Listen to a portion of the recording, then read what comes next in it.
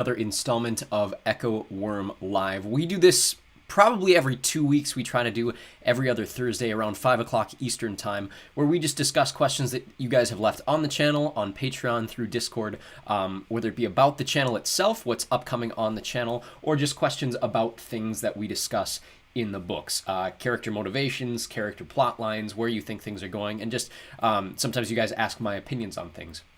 But like I said, we try to do this every other Thursday. So our next one should come, I think next Thursday is August 1st. I will be out of town for that. So the week after will be August 8th is when we're going to shoot for that 5 o'clock Eastern, if you guys want to put that in your calendars, if this is something that you look forward to every week. But today we have a bunch of pre-prepared questions, and then as always, you guys are free to leave questions in the live chat. If we don't get to all of them in the live chat, feel free to repost them in the comments below this video, and I will get to them in our next live stream. But thank you for all of you who are here today. I see Casey Campbell and Perkabeth are in the chat at the moment. Nintendo fan, Emily, hello to all of you. So we'll start with a question from... Let's see here. Two kind of similar questions. First one comes from Elena McCormick, who says, when can we expect part 2 of House of Hades? And Sophie Knight Anzu says, part 2, it's been more than a week. Yes. So specifically addressing the second of those questions, it takes me more than a week to read an entire book. In fact, take, for example, The Red Pyramid. I think The Red Pyramid has something like 50 chapters. That's going to roughly take me about 50 days. I try to do a chapter a night. This is not my full-time job. I do this in my free time. And so if House of Hades, I know, has like 78 chapters or something like that, that's going to take me about 78 days to finish. So yes, it is not going to be up a week after the first part. The second part is currently available over on Patreon. We'll talk a little bit more about Patreon later in the stream. So if you guys have the availability to do that, that's only $3 a month. You get in advance of the channel by about 2 weeks for Percy Jackson, and then a couple months for some other stuff. So right now, we're, in addition to the Blood of Olympus, we're going through the Red Pyramid, the first book in the Kane Chronicles series, and that shouldn't hit the channel until September. So, like I said, a couple months in advance over on Patreon. But part 2 should be coming for the regular channel the morning of August 3rd, which is next Saturday, so about 10 days from now. You guys can always do the math, however many chapters there are, whatever our current pace is on the channel, just do the math and figure that out. But August 3rd is when the second part of House of Hades will be up. The first part is already available if you go in the Camp Half-Blood Chronicles folder, and then we will start on Blood of Olympus August 4th, in addition to Dune we will also be doing. So 1 chapter a day of Dune, 1 chapter a day of Blood of Olympus. Let's see here. Question from...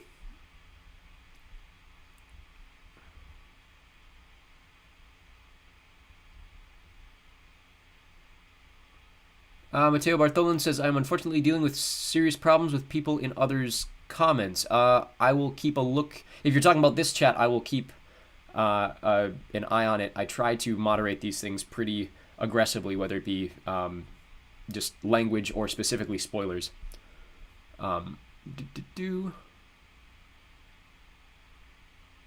Sarah says, hi. M&M Weekly says, hi. Isabella says, are you going to read Trials of Apollo? Yes. So my current schedule right now, we're going to finish Blood of Olympus, which is the final of the Heroes of Olympus series. Then I personally need a little break from the Greek stuff.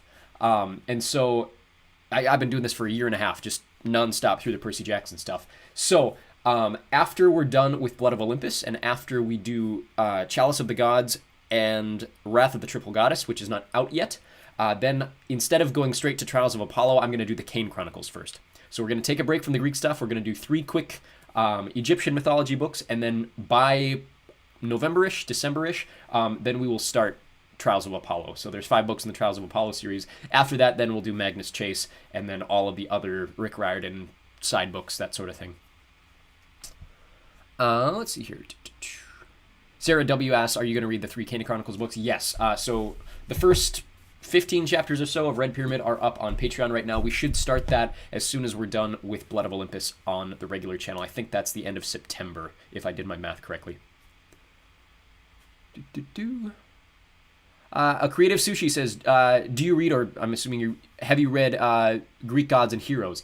It is in my pile right now. I've never read it. I have already recorded Camp Jupiter Classified, Camp Half-Blood, is it Confidential? And then the Demigod Files and Diaries, but I have not read Greek Gods or Greek Heroes, so it is in my pile there. Let's see here. Garl says, how much of the Dune series are you going to do? At least the first two. I'm skeptical to do beyond that. Partially for content purposes, partially for copyright purposes. And I don't think they're going to make films beyond the second book. And so for me personally, so I mention this kind of every live stream. I love Dune. I really love the Dune series. I did not enjoy reading it as a narrator. And so I'm going to push through and do the second one. The second book is fairly short compared to all of the other ones. There's 6 in the original series. I think I'm going to at least do the second one because I'm assuming they're going to make it into a film. Beyond that, I don't know. So I'll promise you the first 2. I've already recorded the first one. It's up on Patreon. It should hit the channel. Like I said, we're going to start it August 4th. But beyond that, just the second one is what I'm promising right now. I may change my mind on that in the future. Perkabeth says, what's your favorite part of House of Hades? And can you say happy birthday, Ethan, because it's my brother's birthday tomorrow. Happy birthday, Ethan. Enjoy your day tomorrow. You're lucky it lands on a Friday. That's a fun day to have a birthday. What is my favorite part of House of Hades? The Leo stuff, certainly. I think chapters 49 through 52 are my favorite series of chapters in all of Percy Jackson. Let's see here. Skylar S says, hey Ty, on a car ride right now. So excited for Blood of Olympus. Never read the Kane Chronicles. So excited for that too. It's different. So it's very similar in writing style. It's very similar in world and pacing. But obviously it's different because instead of Greek or Roman mythology and instead of having the characters that you're used to, it's Egyptian mythology. So it's a bit different. But it is still Rick Riordan. It's still him writing. It's still his world building. So similar, but it almost think of it. If the change to Roman mythology was weird for you, it's going to be a little more than that because you're not going to have the same main characters. But yeah, it's a fun series. I don't think it's up to par with Percy Jackson, just me personally, but I do enjoy it. Let's see here. Sarah W. says, unpopular opinion, but Annabeth is my least favorite character in the Percy universe. A lot of people say that. I don't happen to be one of them. I think Piper is a much more poorly written character, but I definitely understand the dislike Annabeth has by a lot of fans. Isabella says, are you going to read The Sun and the Star? Yes, but I mentioned this last live stream. The Sun and the Star takes place after the Trials of Apollo, and Book 3 of Trials of Apollo has an event that happens that is very, very impactful for the rest of the series. And in The Sun and the Star, a lot of it is based on the guilt that Nico feels because of that event. And so I don't want to release it before that for spoiler reasons. So there's 5 books in Trials of Apollo. I probably won't release The Sun and the Star until at least after the 3rd one on the channel. So that's probably next spring, which I know seems like a really far ways away, but that's where we're at pacing-wise.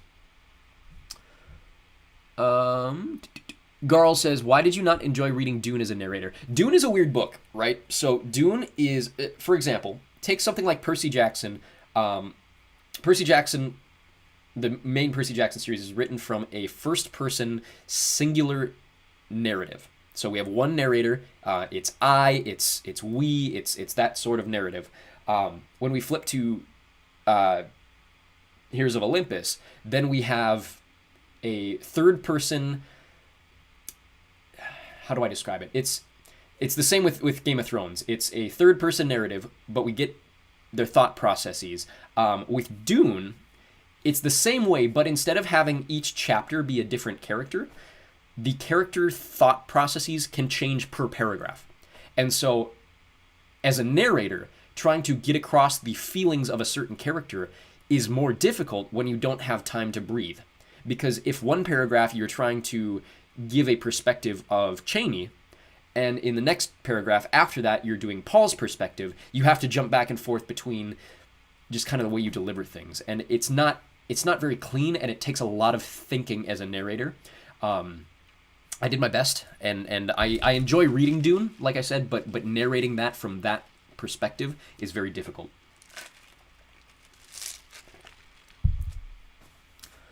Skylar S says Nico's spoiler moment is pretty cool. Yes, I'm not going to. I'm gonna make sure we don't have that in the chat. But yeah, it's a very. It's probably the darkest or the biggest moment in all of the Percy Jackson books. Xpogo Sam says, haven't ever read or listened to King Chronicles, so it's nice to have something both familiar and fresh, but I can't wait for Trials of Apollo. Also definitely not watching this while at work. I won't tell you, I promise.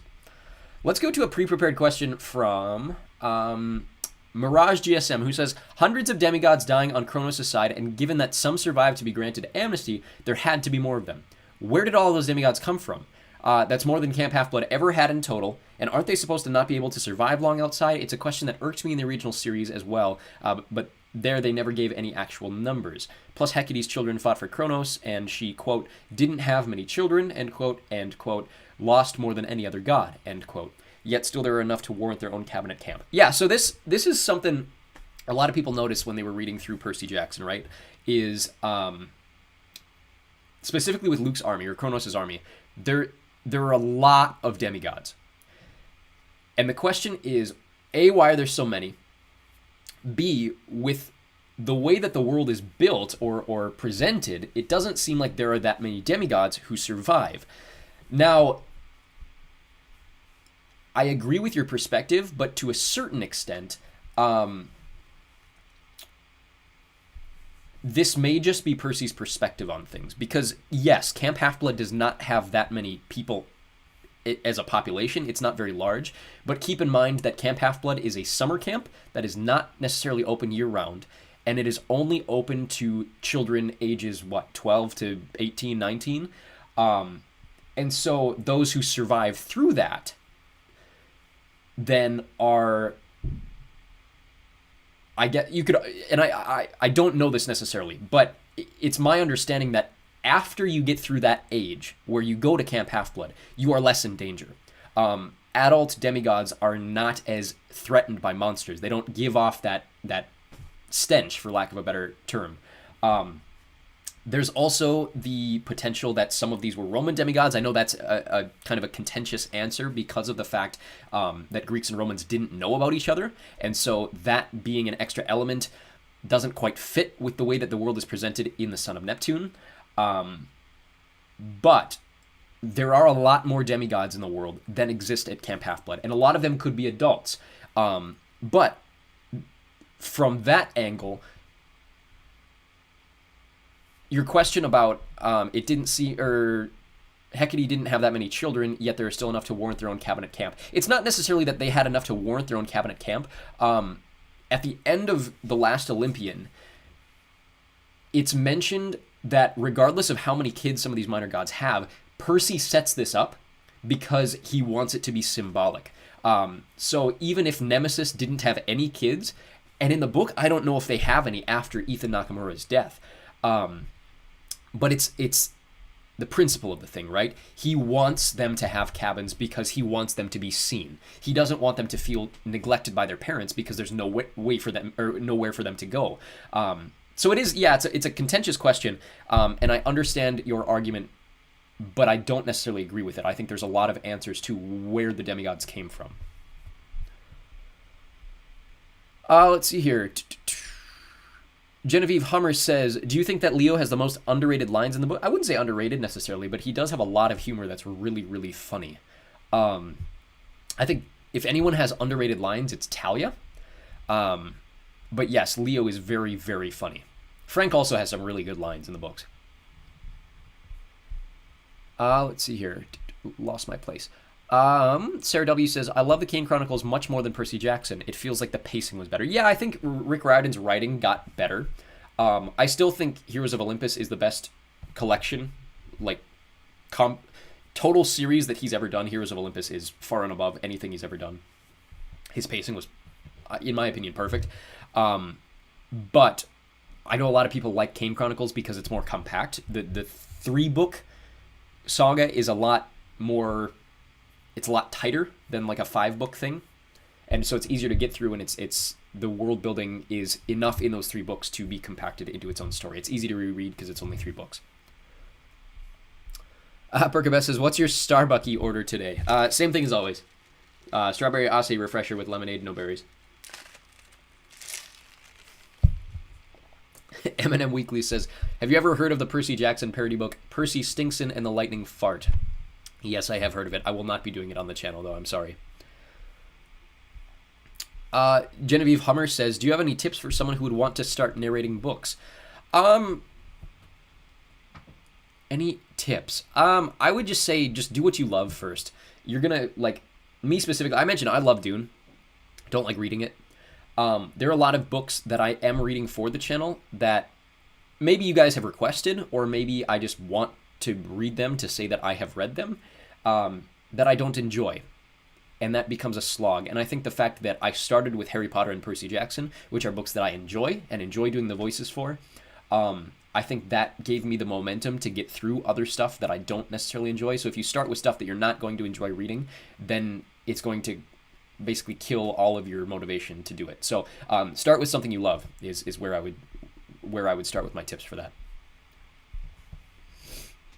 Sarah W. says, I only read the first 5 original Percy Jackson books and have yet to read the others, so I have to see if the new characters are annoying. I see so many fans excuse Annabeth's rude behavior and attitude. Yeah, so Annabeth's first of all, Annabeth has a really rough backstory. So there's this argument, and I've gone over it with a bunch of people in writing my own book, and just from a writing perspective, how do you make characters, or are characters justified in their rudeness, in their dislikability, in their outlook on the world, in their, for lack of a better term, assholishness? Can that be defended by their backstory? And so, me personally, in the book that I'm writing, there's a character named Kent, who that is, like, everyone who reads the book so far talks about how much they hate Kent. And that's kind of the point, is he's got this huge arc throughout this series, excuse me. So sorry. Sorry, lost my train of thought there. It is very, very hot and very, very smoky where I live, and so my voice is kind of shot. I don't know if you guys can hear that. But with Annabeth, her backstory is really, really dark and depressing. And so how she comes off a lot of the time is due to that backstory. And so the question is that redeemable? And I think there's enough perspective that we get in both the original Percy Jackson series and her perspective starting in Mark of Athena that I think it is warranted, just in my personal opinion. Let's see here. Question from Nintendo fan says, are you going to post your old live streams? I don't know yet. Maybe. I might have to crop some of them down. I have them saved somewhere, but I'm not in any rush to do that. Perkabeth says, Annabeth was there when she was 7, right? Yeah, so I think she was 7 when she was picked up by Luke and Talia, and I think they got to Camp Half-Blood very shortly after that. Sarah W. says, I wish they could have flipped Ethan to the good side. Yes, that would have been... I think his backstory is... So, his story is kind of the reverse end of Luke's, right? Luke gets the redemption arc, Ethan doesn't necessarily. And I think Rick did that on purpose. But yes, I agree. Saber6 says, what's your favorite fight in the Percy Jackson books? Honestly, and this is probably a weird take, I think the first fight, like in the first book, the Percy Ares fight is one of the best written fights that they have in the entire series. That might be a cop-out, but I really enjoy that fight. Casey Campbell says, how do you get strawberry with no berries since strawberries are a berry? How does that work?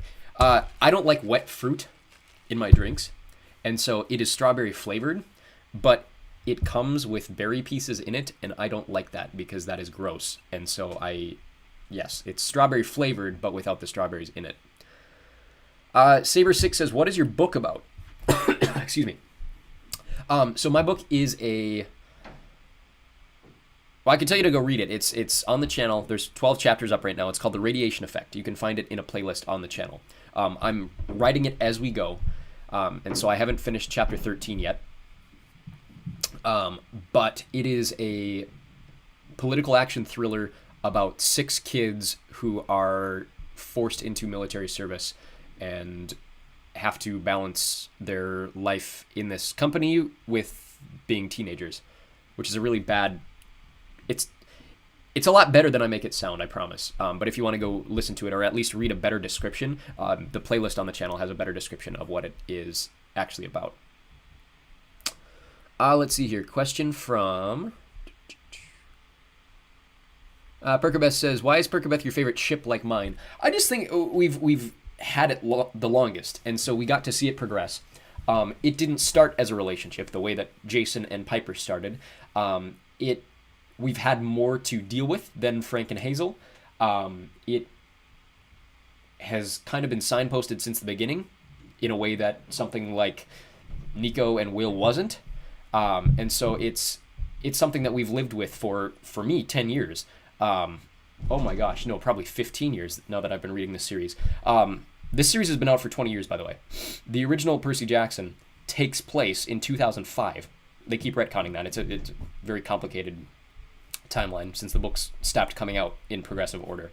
But this book's been out for almost 20 years, and so we've had that much time to sit on it and see the progression of this relationship. Let's see here. Sarah W. says, "What was so frustrating when reading the Percy Jackson book is how Percy's so oblivious, which I get, but Rachel didn't get the justice she deserved." I agree to a certain extent, but the end of Last Olympian justifies Rachel not getting Percy, because Rachel... I'm very hesitant to say this because I don't want to go down the rabbit hole of sexualities. But Rachel is almost presented at the end of Last Olympian as being asexual. And the whole reason that she's attracted to Percy is because the voices in her head told her to. She, without knowing what was happening to her, was compelled to Percy because she was on the path to become the next Oracle.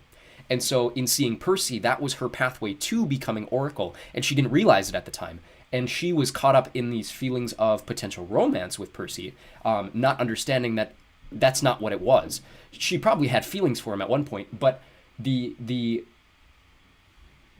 her being with Percy was more so a catalyst for her eventually becoming the Oracle. So it's very complicated, but they do kind of explain it at the end of Last Olympian. Let's see here. Eminem Weekly says, "What do you consider Annabeth's worst moment in the Camp Half-Blood series? My worst Annabeth moment is when she nearly becomes responsible for Percy opening Pandora's jar when her anger hurts him." Worst Annabeth moment? Oh boy.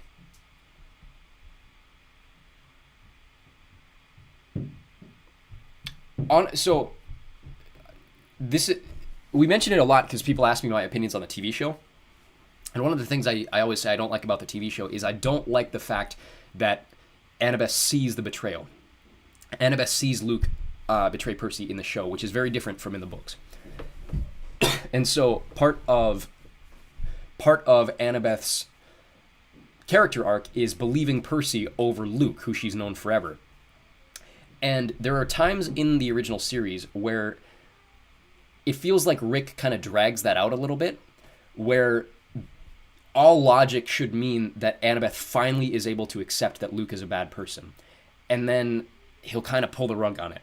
And so for me, there are moments in specifically Battle of the Labyrinth and then a little bit into Last Olympian where Annabeth is still hesitant to believe that Luke is a bad guy. And for me, it didn't make sense narrative-wise because for me, everything should point to Luke being a bad guy. And so Annabeth just not quite getting over that hump. For me, that is the stuff that angered me about Annabeth, is ironically the stuff in my favorite Percy Jackson book. What is your favorite Perkabeth moment in the whole Percy Jackson and Heroes of Olympus series? Probably when she flips him over. Okay, it's one of two things. It's when she body slams him at the beginning of Mark of Athena, or it's the kiss in... Excuse me, I'm so sorry. I do not mean to disgust you guys by continuing to cough into my shirt here. Or, sorry, I'm going to take these off. The Battle of the Labyrinth, where she kisses him right before the explosion at Mount St. Helens. Sarah W. Also, it feels like Rick writes less likable female characters. I only liked Rachel and Talia so far. I think he gets better as time goes on. It's definitely an issue early on in the series. You see that with the way that Annabeth and Talia are presented, specifically in Sea of Monsters and specifically in Titan's Curse. I tend to think that Titan's Curse was a writing exercise for Rick when it comes to female characters, because the majority of the main characters in that book are female. And so I think that helped him a little bit, but yes, a lot of them are... You see it very specifically with Piper. Piper is not written very likably. Piper is the I'm not like other girls, strong, beautiful girl boss, and Rick writes her very one note a lot of the time, and that's why people don't tend to like Piper very much. Let's see here. Sarah W. says, Per Rachel is my favorite ship in the universe. Percy and Rachel got along well together compared to Annabeth. Yes. Yeah, I'm not going to disagree with you. I think I've given my opinions on that pretty plainly there. Awesome 800 says, quote, I'm pretty sure she just dumped me, which is strange because we were never dating, or something like that in the last Olympian. Yeah. They kind of were, kind of weren't. It's a very interesting relationship, but I think it's justified at the end of the last Olympian. Let's go to a pre-prepared question from Bean5254, who is... This was on Demigod Diaries, asking, I thought they didn't use cell phones because they attracted monsters. Yes, so typically they don't. There are a few exceptions. It's kind of like, I don't know if you'd want to compare it to like The Terminator, or there are a bunch of other films where this is the case, but it's basically like as soon as you turn on the cell phone with a demigod, it sends out a signal. So it is very dangerous unless you use it in kind of a controlled environment. So cell phones would be technically safe to use at the camp, because monsters can't get into the camp, although it would alert monsters to the location of camp more than anything. And then they tend not to use them except in emergencies. So there are times where Annabeth uses a cell phone in an emergency. I think the one you're asking about is specifically in the Demigod Diaries. I don't know if it's the Halcyon Green stuff or if it's the Son of Magic stuff that you're asking about, but in very specific circumstances and for a not very long amount of time, they can use cell phones, but it does send up a signal to alert monsters to where they are. Let's go to...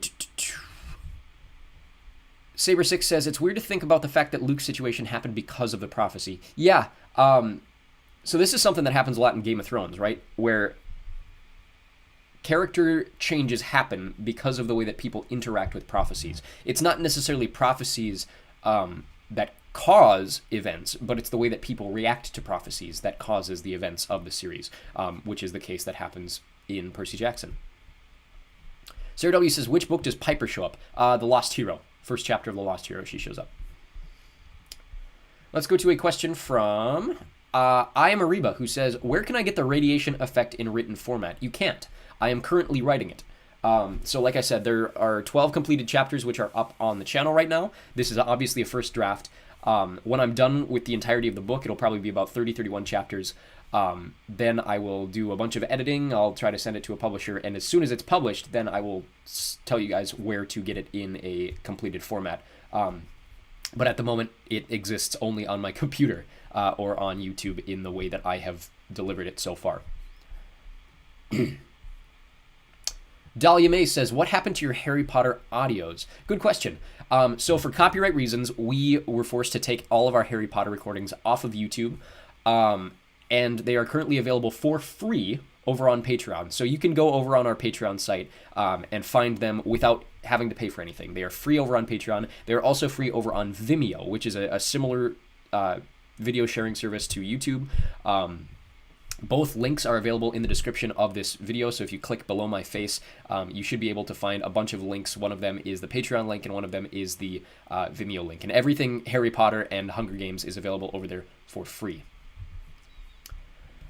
Sarah W. says, are you watching the Percy Jackson? I've already watched it. I mean, it's already out.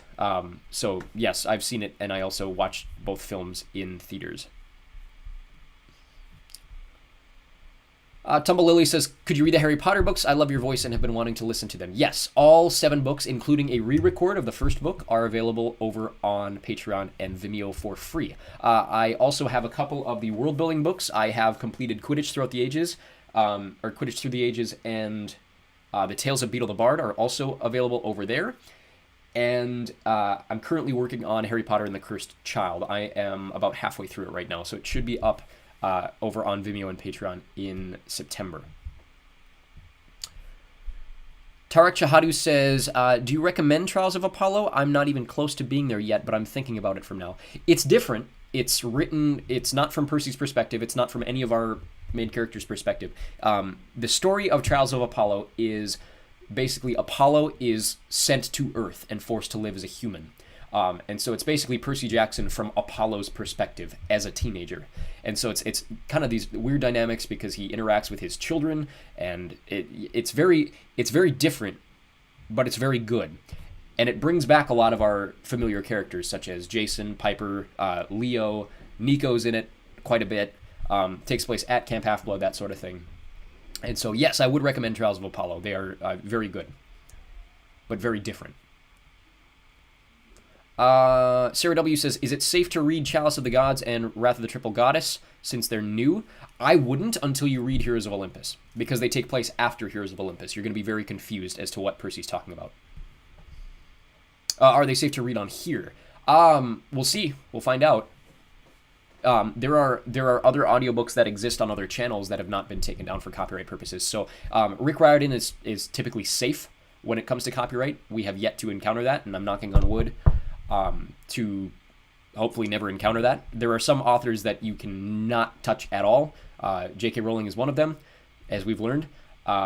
George R.R. Martin is kind of tough too. I will not release Fire and Blood as a full version on YouTube. I will release it over on Vimeo and Patreon, as well as all of our Song of Ice and Fire stuff. Tolkien, we cannot touch. And then the one that I was kind of surprised to find out is Suzanne Collins. I can't do Hunger Games here anymore. But all those will be available on Patreon and Vimeo.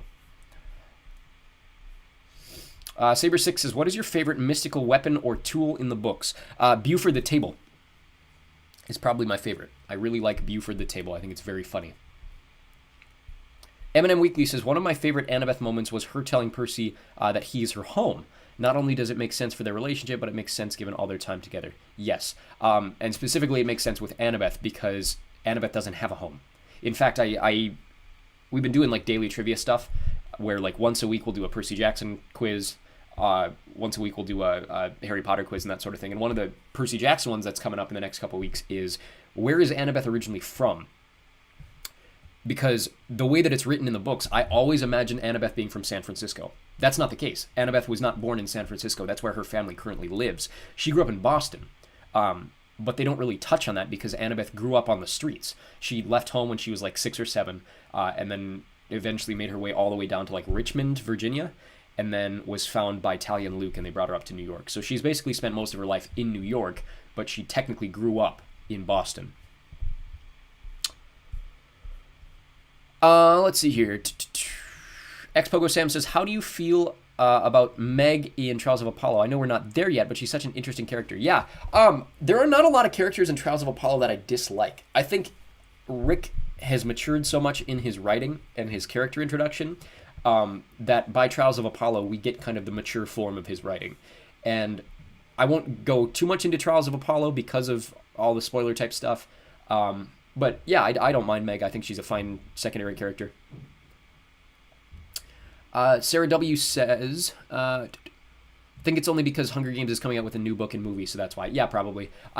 Well, so here's my hesitation, right? So audiobooks are kind of a gray area, right? So are they legal? Maybe.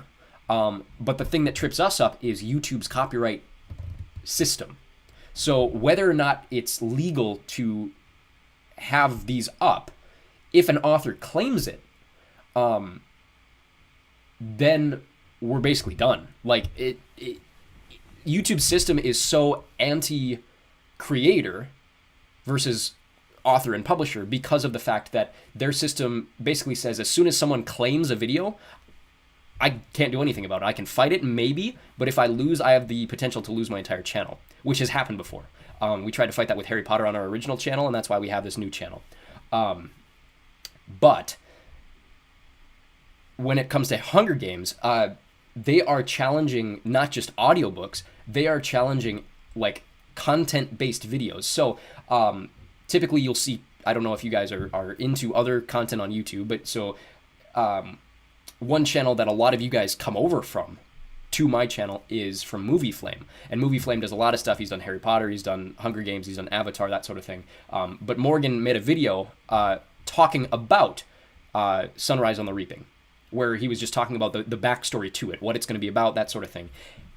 Obviously had nothing to do with the content of the actual book. He was just going through the lore, talking about Haymitch, that sort of thing, using artwork from the wiki, giving credit for all that, and Lionsgate struck him with a copyright strike, despite the fact that it had nothing to do with actual copyrighted material.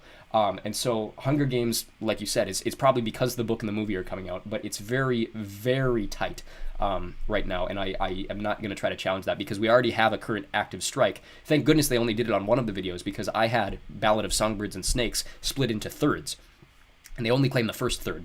Thank goodness, because that could have shut down the entire channel. So we do have an active copyright strike because of Ballad of Songbirds and Snakes, and so that we moved that over to Patreon and Vimeo, where you can find it over there. I have yet to record all of the other Hunger Games books.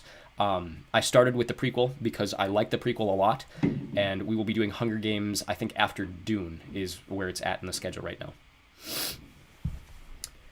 Casey Campbell says, trivia where? Daily at about noon Eastern. It pops up on the channel. It's just like one question a day. So today, I think, was a Game of Thrones question. If you just go click on the channel, or if you go through your feed, you should find like a question about Harrenhal today. We do that typically every day. Genevieve Hummer says, it's unfortunate that you can't do J.R.R. Tolkien. I would love to hear your impression of Gollum. I'm thinking about doing it eventually. I'm absolutely going to do The Hobbit. I won't commit to Lord of the Rings quite yet. It would be quite an endeavor, I should say, especially with all the stuff like you see behind me that I'm currently working on. So The Hobbit is on my list. It won't be on YouTube. It'll be over on Vimeo and Patreon. But yes, that is not Tolkien's fault. That is the fault of his children and the people that currently own the properties. Let's go to Sarah W. says, I'd love more Hunger Games trivia. Yes, I will do more Hunger Games trivia when we actually start doing Hunger Games on the channel. Or at least over, you know what I mean, coincidentally over on Vimeo and Patreon. Thank you. What do you think about Sally Jackson? I especially like the part where she fought off a monster with a shotgun. I think Sally is a badass. I think Sally Jackson is one of the best written motherly characters in fiction. Saber6 says, or any mortals in the Percy Jackson books. I really like Paul, too. I think Paul Blofeld is a fantastic stepfather character for Percy. I really like the way that they characterize both of them in Chalice of the Gods, and I'm excited to see where they go in the remaining books. Let's see here. Awesome 800 says, my favorite Annabeth moment is when she's giving Percy a tour of camp, and she has her monologue about how his ADHD is his battle instincts and his dyslexia is because his brain is hardwired for Greek. Yeah, this is something that is constantly repeated. I think they repeat it in The Lost Hero, but that is kind of a description. So the backstory to it actually is Percy is based on Haley Riordan, which is Rick Riordan's son. And so Percy is kind of a stand-in for Haley, and Haley has ADHD and dyslexia. And so using Percy and explaining it through those means was a way to kind of de-vilify, for lack of a better term, or normalize learning disabilities for Rick's children. And it has obviously paid off. There's a lot of fans of the series that have ADHD or dyslexia, and so having that in the series has helped the series in its popularity because of that. Sarah W. says, can we hear your impression of Gollum right now? I'm going to say no simply because my voice is already shot, and I don't want to shoot it even further because I'm already... I haven't recorded in about 5 days because the smoke here is so bad. My voice is so shot. So I'm going to try to reserve it. I'm not going to respond to that, Casey Campbell, but that is very funny. Eminem Weekly says, do you think that Hermione in the books has too quiet, subtle, and restrained in expressing her feelings for Ron? I believe that was why he often missed her displays of affections. Not necessarily. I think, so, yes, to a certain extent, because Hermione is a very bombastic character, especially in the books. But Ron is also kind of an idiot. Like, Ron doesn't quite see that. There were a lot of women who really like Ron. Like, Ron is this handsome, tall individual. in the books specifically. He's very, very tall and very, very attractive. And he's kind of got this complex about him because of the fact that he is the sixth son of 7 kids. He is, they mention it in the 7th movie. I don't know if they mention it in the 7th book. I can't remember off the top of my head. But he believes he's the least loved of all of his parents' children because they wanted a daughter, so they kept trying for a daughter. And he was the last of their sons before they got a daughter. And so he's always felt inadequate. He's not as cool as Bill. He's not as cool as Charlie. He's not as smart as Percy. He's not as fun as Fred or George. And so he's kind of got this complex to him. And so he's always been kind of blind to women liking him. Like Lavender Brown has always had a thing for him. I think Parvati Patil had a thing for him earlier in the books. Luna mentions that, I can't remember what her exact quote is. She doesn't like him, but she mentions how he comes. Anyways, but yeah, so Ron's just kind of an idiot when it comes to that sort of stuff. And so that coupled with the fact that Hermione is usually bombastic and usually like hard on her sleeve, that sort of thing, and she's hiding these feelings for Ron. Yes, I think to a certain extent, yeah, you're right. But I think it's definitely done on purpose, and it's very well done, well crafted. Let's go to a question from Blanket Squares, who asks, does Fagin count as a Targaryen king? So Fagin is fake Aegon, is a character introduced in the 5th A Song of Ice and Fire book. He's called Young Griff. So basically what happens is, after the events of Storm of Swords, Tyrion goes off to Essos and is on this ship and is surrounded by a variety of weird characters and he believes that all of them are not who they say they are. And he eventually ends up being right. He basically has this big conspiracy that everyone on the ship with him is secretly someone else. And so there's this old man on the ship named Griff, and he's got a son named Young Griff. And eventually he schemes, after like watching them for days, if not weeks or months, and he deduces that Griff is a man named John Connington, who was exiled from Westeros after Robert's Rebellion, and young Griff is not actually his son, but is Aegon Targaryen, the missing lost prince, son of Rhaegar Targaryen. So your question is, does Fagin count as a Targaryen king? Not technically. He wants to be king. They all want him to be king, but he doesn't sit the Iron Throne. He doesn't technically have any power yet. So my answer would be no. I think eventually he will be king. I think so. In the TV show, we got Dany burning down King's Landing, and I think we're going to see that in the books. But we're going to see that because of the fact that the entire town is so happy having Fagin as their king, and she doesn't have a better way to destroy him than just destroying the town. It's much more complicated than that. I don't, like, with your question, I don't believe that he counts as a king yet. If we ever get the Winds of Winter, I think that he will become king of Westeros eventually.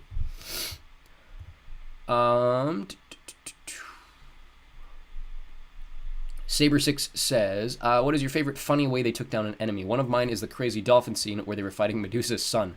My favorite funny way they took down an enemy. Oh, man. That is a good question. Off the top of my head, the one that I really think of is the grain spirits in Son of Neptune. I don't know why I'm thinking of that one. All of the plant-based ones I think are really funny to me. I like when characters get turned into plants. I think it's very funny for whatever reason. Casey Campbell says, what does bombastic mean? I think when you're talking, I used it in reference to Hermione. Hermione is very loud and aggressive with her feelings. And so when I use bombastic in relation to Hermione, she is very you know what she's thinking all of the time because she will tell you. She's very upfront about things. She's very loud about it. She's very, for lack of a better term, bombastic. Loop Raider says, is there a book after The Last Olympian? Sorry, I'm pretty sure there is, but I forgot. Yes, there's a lot of books after Last Olympian. So I would recommend you read The Lost Hero next. There are 5 books in a completely separate series after The Last Olympian. It starts with The Lost Hero, ends with Blood of Olympus. And then there are 2 more Percy Jackson books. One of them is called Chalice of the Gods, which takes place not just after Last Olympian, but after Blood of Olympus. And if you read Chalice of the Gods right after Last Olympian, you're going to be very confused as to who some of these characters are and what has happened in the 3 years or 2 years since you have last... You're going to be like, why does Percy have a tattoo? Where did Percy get a tattoo from? Who are all these Roman characters? Who is Frank? Who is... Why are... Like, you're going to be very confused if you don't read Heroes of Olympus first. But yes, then there's Chalice of the Gods, and then there's another book coming out called Wrath of the Triple Goddess, which comes out in September. And then there will be a 3rd of the new Percy Jackson books, which comes out next fall. Rain says, my favorite was the Mattress Store Owner. I do like the Mattress Store Owner one too. Procrustes. Asher on Pause says, in Percy Jackson, what is your favorite part or scene? Leo 49 through 52 probably. Rain says, there's an extended series called Heroes of Olympus if you want to check that out on his channel. Yeah, so all of my Percy Jackson readings are going to be available in a folder called Camp Half-Blood Chronicles. So there are 3 separate series of the Camp Half-Blood Chronicles: the Percy Jackson books, the Heroes of Olympus books, Trials of Apollo books. We've basically done the first 2. Let's see here. Sarah W. says, what do you think Sunrise on the Reaping will be about, / who it will be about besides the second quarter crawl? I don't think it'll be any characters we know. I think Snow will be in it. I think, obviously, Haymitch will be in it. We know it's about Haymitch. But beyond that, we have no idea. We didn't know any of the characters in Ballad of Songbirds and Snakes prior to it coming out. We didn't know... the exception being, like, Tigress is a character we never expected to see connected to Snow. But I don't know. I obviously will see the stuff with Haymitch. We'll see the stuff with his family. I'm not going to spoil anything. But beyond that, I think it'll be all new characters that we never see again. I'm sure he'll have a love interest that is never really mentioned in the books, just kind of hinted to. I think it'll start to talk about his alcoholism and substance dependency by the end of the book. But beyond that, I have no idea. Saber6 says, do you think it would be possible for Percy to control other people's blood? That's a really good question. Because of the fact that there is a point in House of Hades where they talk about Percy being able to bend liquids rather than just water. My answer up front is no, because of the fact that his father is not a blood god, but given that line in House of Hades, there is potential for the answer to actually be yes. Obviously, I'm sure you're coming at this from an Avatar perspective, the bloodbending aspect. So I don't think it's 100% no. I would be surprised if the answer is no. And having not read House of Hades, I would say no. But because of that one line in House of Hades, I actually am not sure.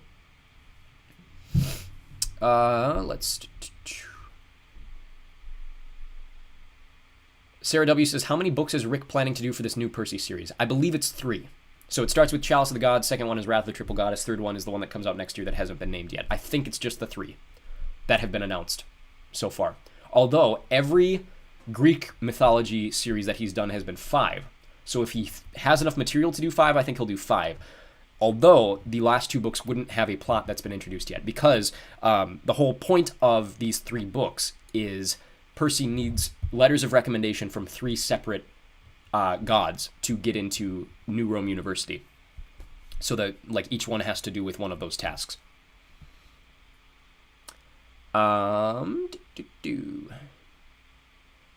Perkabeth says, I was super confused. I read Chalice first. Yeah, it's going to be confusing. Honestly, you could get through it. The plot is not reliant. So, like I said, Trials of Apollo, or specifically, Sun and the Star, you probably can't read without reading Trials of Apollo, because Trials of Apollo are so impactful on Sun and the Star. Same with, you couldn't read Trials of Apollo having not read Heroes of Olympus, because you're not going to have any clue who Frank is, you're not going to have any clue who Leo is, you're going to be very confused. Chalice of the Gods, you could get through it, but you're going to be first of all, why has Rick skipped 2 years? Second of all, why does Percy have a tattoo? Third of all, what happened in the time that they defeated Kronos to now? And yeah, so it's There's stuff that you missed, but it's not integral to the plot of Chalice, if that makes any sense. Sarah W. says, I hope we can get to Plutarch because propaganda is a huge theme. Yes.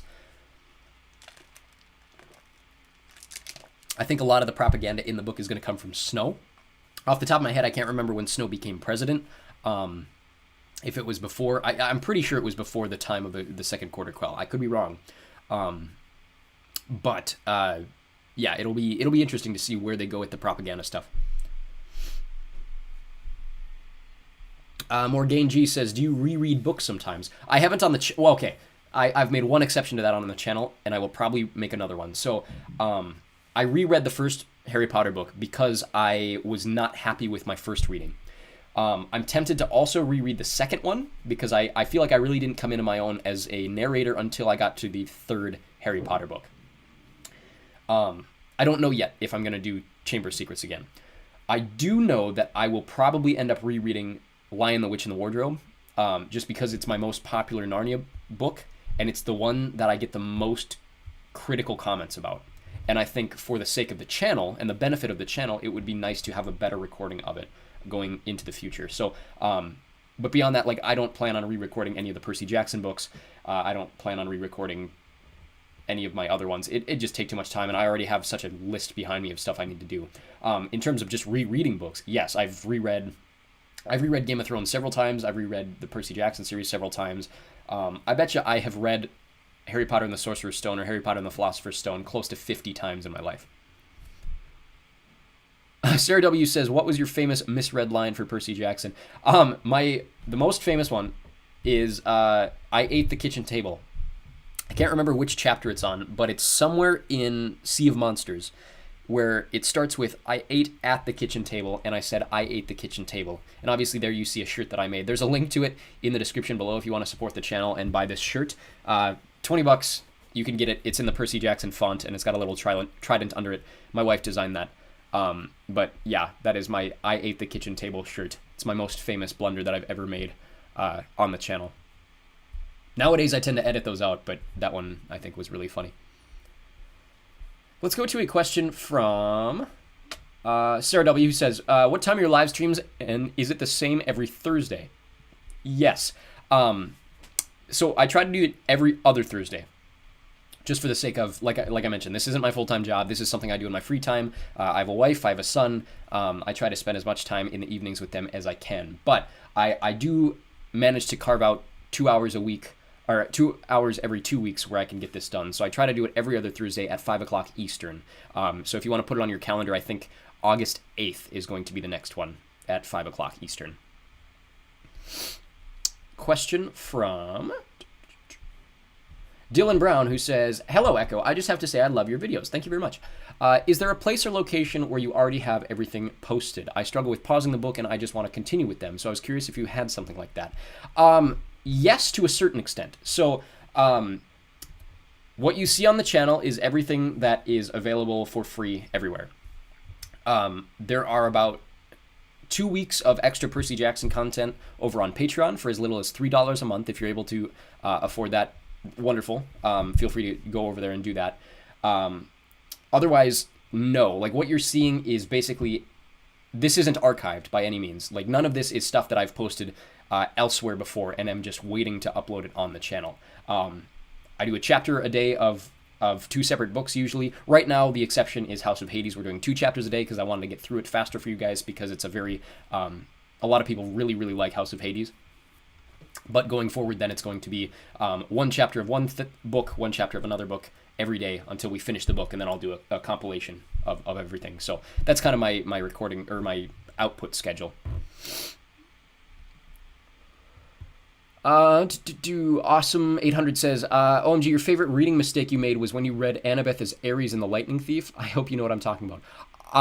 I don't off the top of my head, but that has happened quite a bit, where I accidentally start reading one character as another character and forget to go back and do that. It doesn't happen quite as much anymore. I tend to go back and re-record that, but it happened quite a bit in Harry Potter, and I'm sure it happened quite a bit in my early Percy Jackson recordings. Sarah W. says, what is the book you're currently writing about?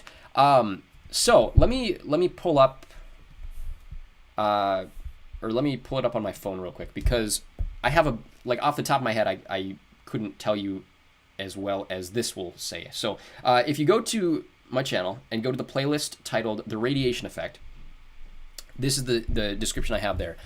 Set in the fictional town of Tylersville, Wyoming, The Radiation Effect tells the story of 6 high school freshmen who, like thousands of others around the world, have developed specialized radiation effects as a result of generational anomalies stemming back to the atomic age. These students and their effects are kept under close watch by the IREA, a private military company responsible for their said effects. Forced into service before their effects disappear in their early 20s, the 6 main characters wrestle with the responsibilities of life and death missions, as well as the day-to-day experiences of teenage life. When a mission goes awry for the group and deep political secrets are unearthed, each must come to face an important test of their loyalties and whether they choose to prioritize friends, family, or country. Is kind of the description. So it's a political action thriller. Then it says genres: political, action, thriller, drama, romance. Age range, I have 16 plus. There's some language and violence stuff in there, and then a content warning for situational violence, graphic violence, terror. They do use quite a bit of weaponry in there. There are quite a bit of uncomfortable situations and scenarios, and the backstories are pretty dark. But yes, this is a book that I'm currently and actively writing. Some people have asked if it's similar to something like The Boys or Gen V.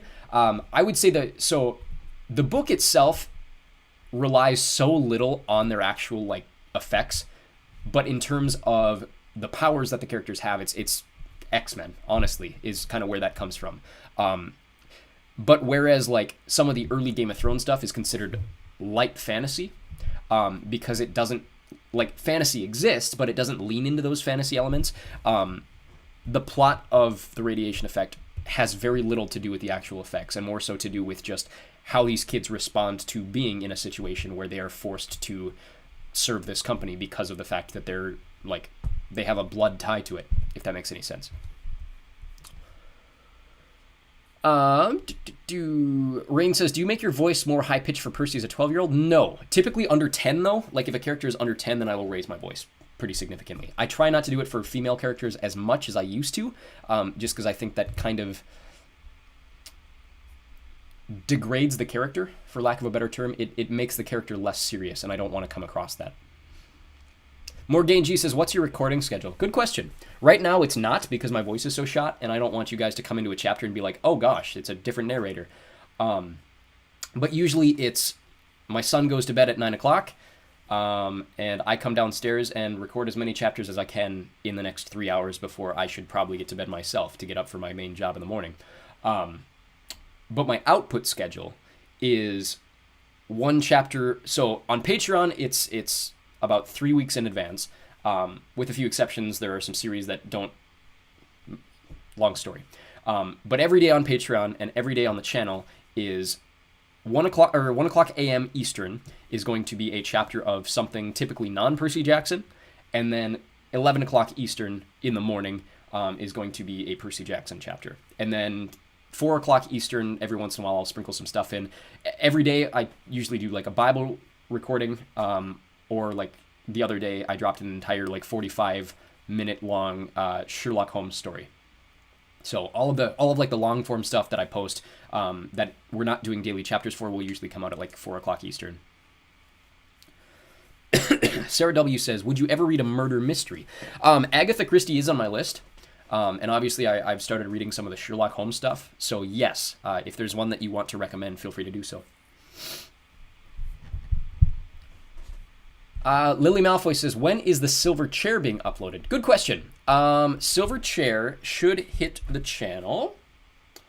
It's already up over on Patreon. So if you don't want to wait and you have the financial capability to do so, it's $3 a month. And you can go over there and find the Silver Chair in its entirety. But Silver Chair should start hitting the channel at the end of September, and the full version will be posted October 7th, is where it's sitting in the schedule right now. And then give it a month or two after that, and then we'll do the last battle. Question from McGoo, who says, isn't Paul's sister played by Anya Taylor-Joy in the film? Yes. So it's weird, right? So in Dune, we're talking about Dune, the main character, Paul, his mom at the end of the first act becomes pregnant. And in the book, she has the kid during the second act. And by the end of the book, this kid is like 4 years old. But the big thing about this kid is that she's kind of a super genius. Like, she's talking by the time she's 2. She's having full conversations by the time she's 2 years old. So by the end of the book, they describe her as this bizarre character because she's still got, like, she talks like a toddler. She's got this massive lisp like a toddler. But she has full conversations. Like, she is fully aware of the universe. And part of this is because of the fact that her mother drank, like, the water of life when she was pregnant, whatever. So, for the film, they probably didn't want to cast a 4-year-old to deliver these massive monologue lines. And so what they ended up doing is they kept the character in the womb, but Paul has kind of these psychic conversations with her while she's still in his mother's womb. And that character is an aged-up version of his sister, speaking to him from the future, kind of, played by Anya Taylor-Joy. And so we see her a handful of times in the film. It's very much like, Renesmee in the final Twilight book. Yeah, it's a very interesting... I understand why they did it for the film, and it's kind of a tasteful interpretation of that from the film. I do apologize if you hear screaming in the background. My son must have come home from Grandpa's house. Let's go to a question from Devonius, who says, if you could, would you be able to do the book series The Secrets of the Immortal Nicholas Flamel? I remember really loving those books back when I was younger, and I'm sure they still hold up very well. Yes, it is on my list. I can't promise when I will get to it, but it is, in fact, something that has been, requested before, and is on my list.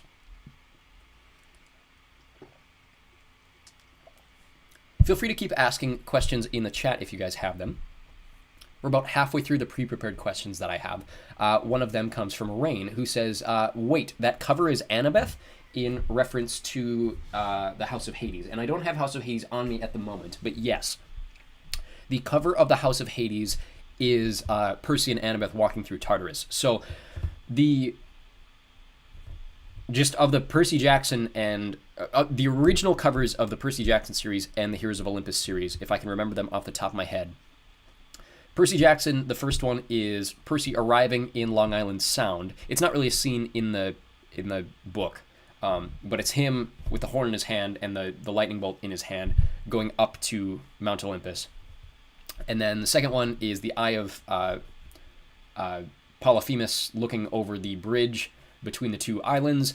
The third one is Percy on Blackjack. The fourth one is Percy opening the tomb. Fifth one is Percy on Blackjack again above the Empire State Building. And then we get to the Lost Hero, and that is all 3 characters on Festus. Son of Neptune is Percy falling off the glacier with the standard of the Legion. Third one is the fight between Jason and Percy in Kansas. Fourth one is Percy and Annabeth in Tartarus. Excuse me. And then the fifth one is Frank Hazel, and Jason, I think it is. I have it in front of me. I might as well look. Yeah, Frank with a bow, Jason with a sword, and Hazel on Arion, fighting three giants, who off the top of my head I cannot name.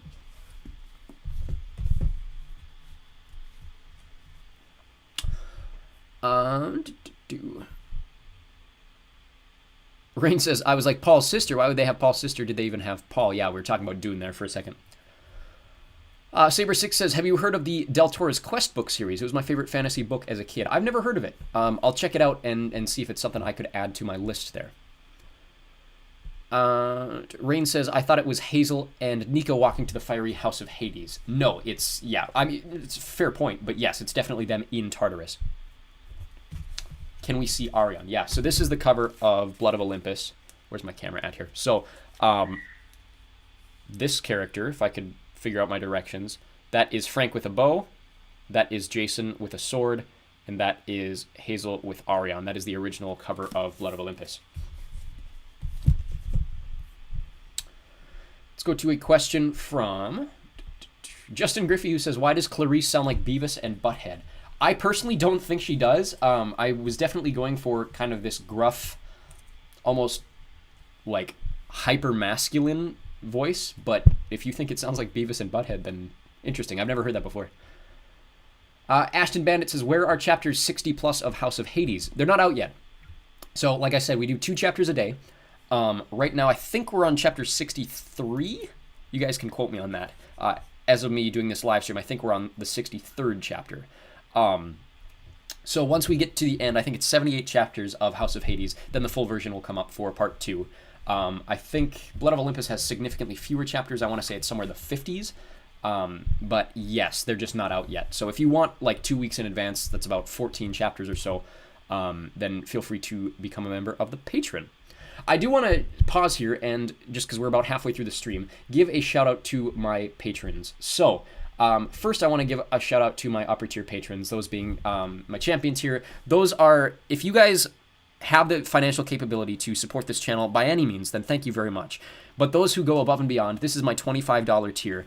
And the cool thing about the $25 tier is every month, at the beginning of every month, I send you a free book, a physical copy of a book that we are covering on the channel. So I think this last month I sent all the people in my champion tier the Red Pyramid.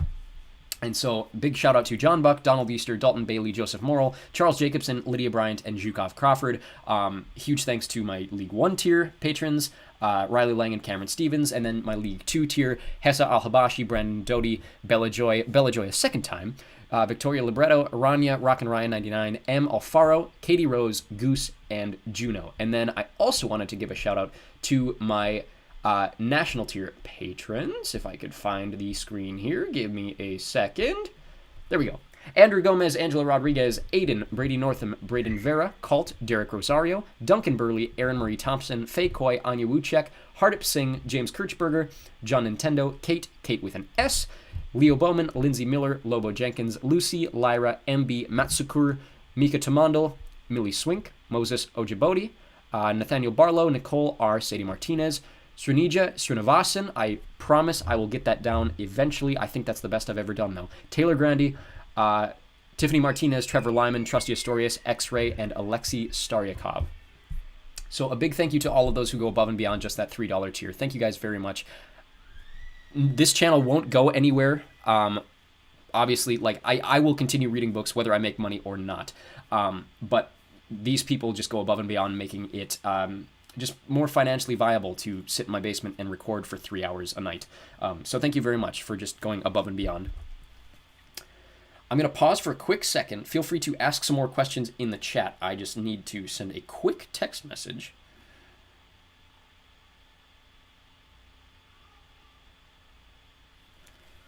Let's go to a question from Saber6, who says, what was your favorite recurring gimmick in the books? For example, Percy liking blue food. My favorite gimmick in the books. I think satyrs eating metal is probably the funniest thing for me. And I don't know why I think that's so funny, but just like the description of Grover or Coach Hedge just eating plates all the time is really funny for me. Chaotic Crochet Good says, have you ever considered making a podcast? I have. It probably wouldn't be about the stuff that you guys want me to, but if you guys want me to make a channel-based podcast, let me know what kind of stuff you would want me to cover on that, because it's something I have absolutely considered before. Morgan G says, have you ever thought about becoming a professional voice actor? Yes.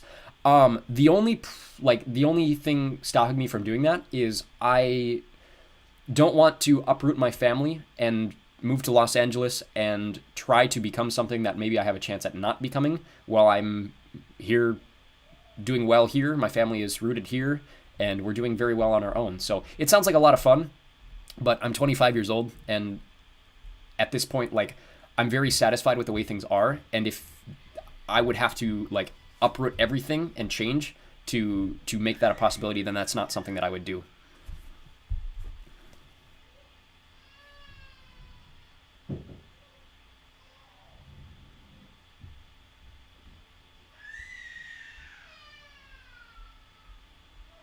Let's go to a question from Awesome800, who says, I just realized you kind of look like Jason with the purple shirt. Well, thank you. Yeah, I didn't even realize that. So this is a Pacific FC jersey. It's the scarf that you see over my head all the time. It's a soccer team out of British Columbia. And I totally didn't even think about the whole... People always tell me I kind of look like Jason because of the blonde hair, but I didn't even realize the whole purple shirt thing. That's funny. let's go to a question from Agastya de Goat, who says, do you do all the voices? Yes. Every voice that you hear on the channel, every like in every audiobook, there is not a single moment where it's not my voice, if that makes any sense. Everything is me. Regardless of me changing timbres, me changing pitch, me changing accent, it's always me. There is one exception that will be coming very shortly, and it'll be very obvious that it's not me. I have a special intro that's coming to you guys, hopefully sometime in the next month or two. A very special surprise, and it was kind of a gift to my patrons, because we reached, I think we reached 1,500 a month on Patreon, and I wanted to do something special for my patrons. So we reached a goal over on Patreon, and I am going to reward them for that. Another one, so $1,500 a month on Patreon is where we're at right now, but I want to get to 1,000 paid patrons, and the gift for that, if we get to that, I am going to do a book giveaway. I'm going to give away an entire box set of the Percy Jackson books, an entire box set of the Harry Potter books, and an entire box set of the Heroes of Olympus books. 3 separate book giveaways for getting to 1,000 paid members over on Patreon. So if you guys want to help out and become part of that, as little as $3 a month, as long as you guys are still a part of that, when we reach that 1,000 paying members mark, then you guys are eligible for that giveaway. Morgan G says, do you listen to audiobooks or do you only read books? Thank you so much for your answer so far. It's super interesting. Part of why I started this channel was because I didn't have time to read books. And so I used to always read audiobooks. I used to listen to audiobooks. I'm very familiar with the Jim Dale version of the Harry Potter audiobooks, the Audible version of the Game of Thrones books, that sort of thing. And I realized that in order to, so the backstory to this channel is kind of a long story as to why I started this, but one thing that this channel allows me to do is incentivize or kind of give me motivation to actually read. So if I'm recording myself doing something like reading one of these books, then I feel like I have an incentive to read it. And so I typically don't listen to audiobooks anymore. This is a year and a half after starting the channel, but I used to quite a bit. And nowadays it's pretty much all just reading with my eyes for the audiobook channel. Chaotic Crochet Goods says, I would love to be able to download your audiobooks, which is why I asked. So for copyright reasons, I can't put any of my readings on Spotify. But if you become a $3 member on Patreon, I give downloadable versions to all of my patrons. So there's a Google Drive, which has all of my like full form Harry Potter and Percy Jackson readings, and that is available for all of my patrons if they just ask. So just become a patron and send me a DM with your like a Gmail account or an email that I can send them to, and then you'll have access to all of those.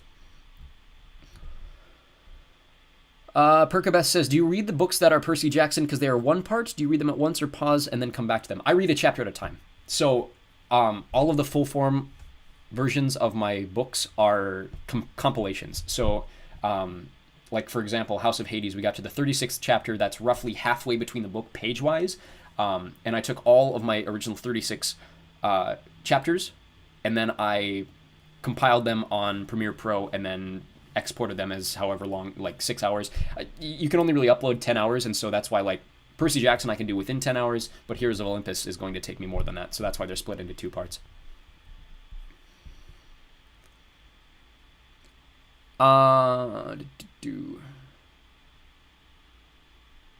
Chaotic Crochet Goods says, would you make an audiobook podcast?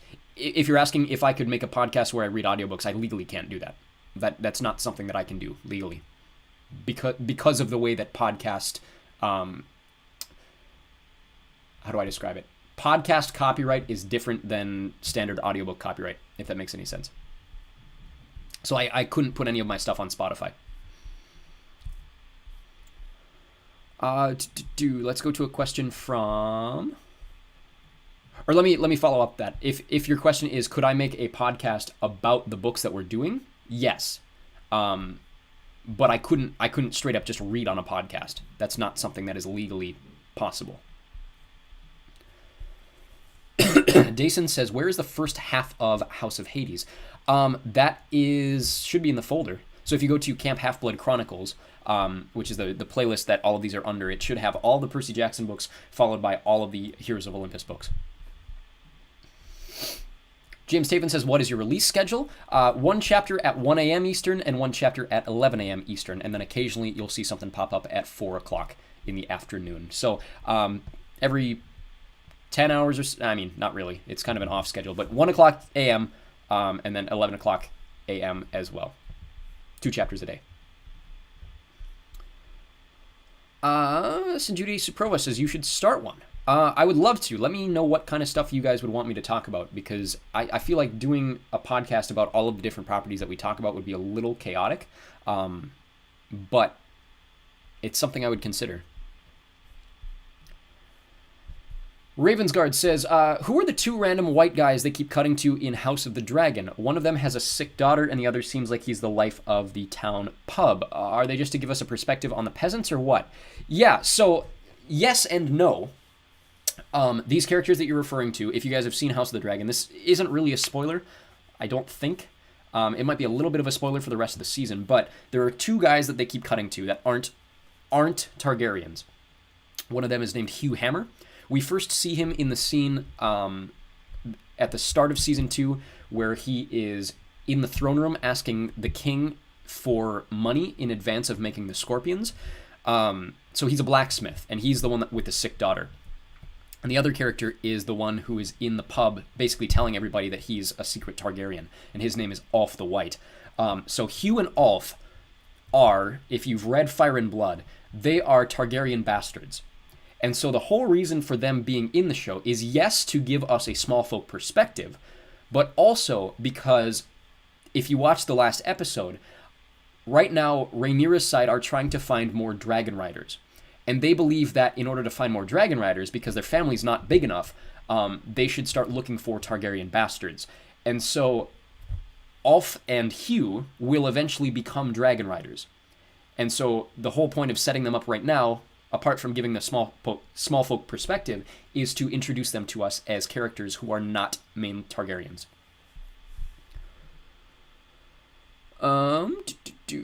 Saber6 says, if you could change something about the Percy Jackson books, what would it be? If I could change something about the Percy Jackson books. One thing, okay, this is unrealistic. So one thing that bothers me about the Percy Jackson books, right, is when they came out, it was 1 chapter a year. Every year you'd get a book that takes place the next year, right? So it would make sense. So the first book takes place in 2005, second book takes place in 2006. But then all of a sudden, he realized he wanted to make it a 5-book series, but he only had 4 summers. And so the third book he made take place in the winter. And so we get this weird, halfway book, and then that takes place in 2006, but the book comes out in 2007. So now we're behind, and now the timeline's behind. And then it really screws up when we get to Heroes of Olympus, because Heroes of Olympus all takes place within the space of 1 year. And so for me, it would just be clarity on the timeline. And I guess it doesn't necessarily make sense, but the technology in the first book is significantly different from the technology in Chalice of the Gods because of the fact that they take place, or they were released roughly 20 years apart, even though they take place 6 years apart, if that makes any sense. So in an ideal world, I'd say we get all of the books coming out when they take place, right? So first book takes place in 2005, it comes out in 2005. Second book comes out in 2006. Third book comes out the winter of 2006 into 2007. Fourth book comes out in 2007, and that sort of thing. And then, of course, Heroes of Olympus, you get all of them coming out in 1 year, which isn't feasible, but would give a better kind of outline for where things sit with the series.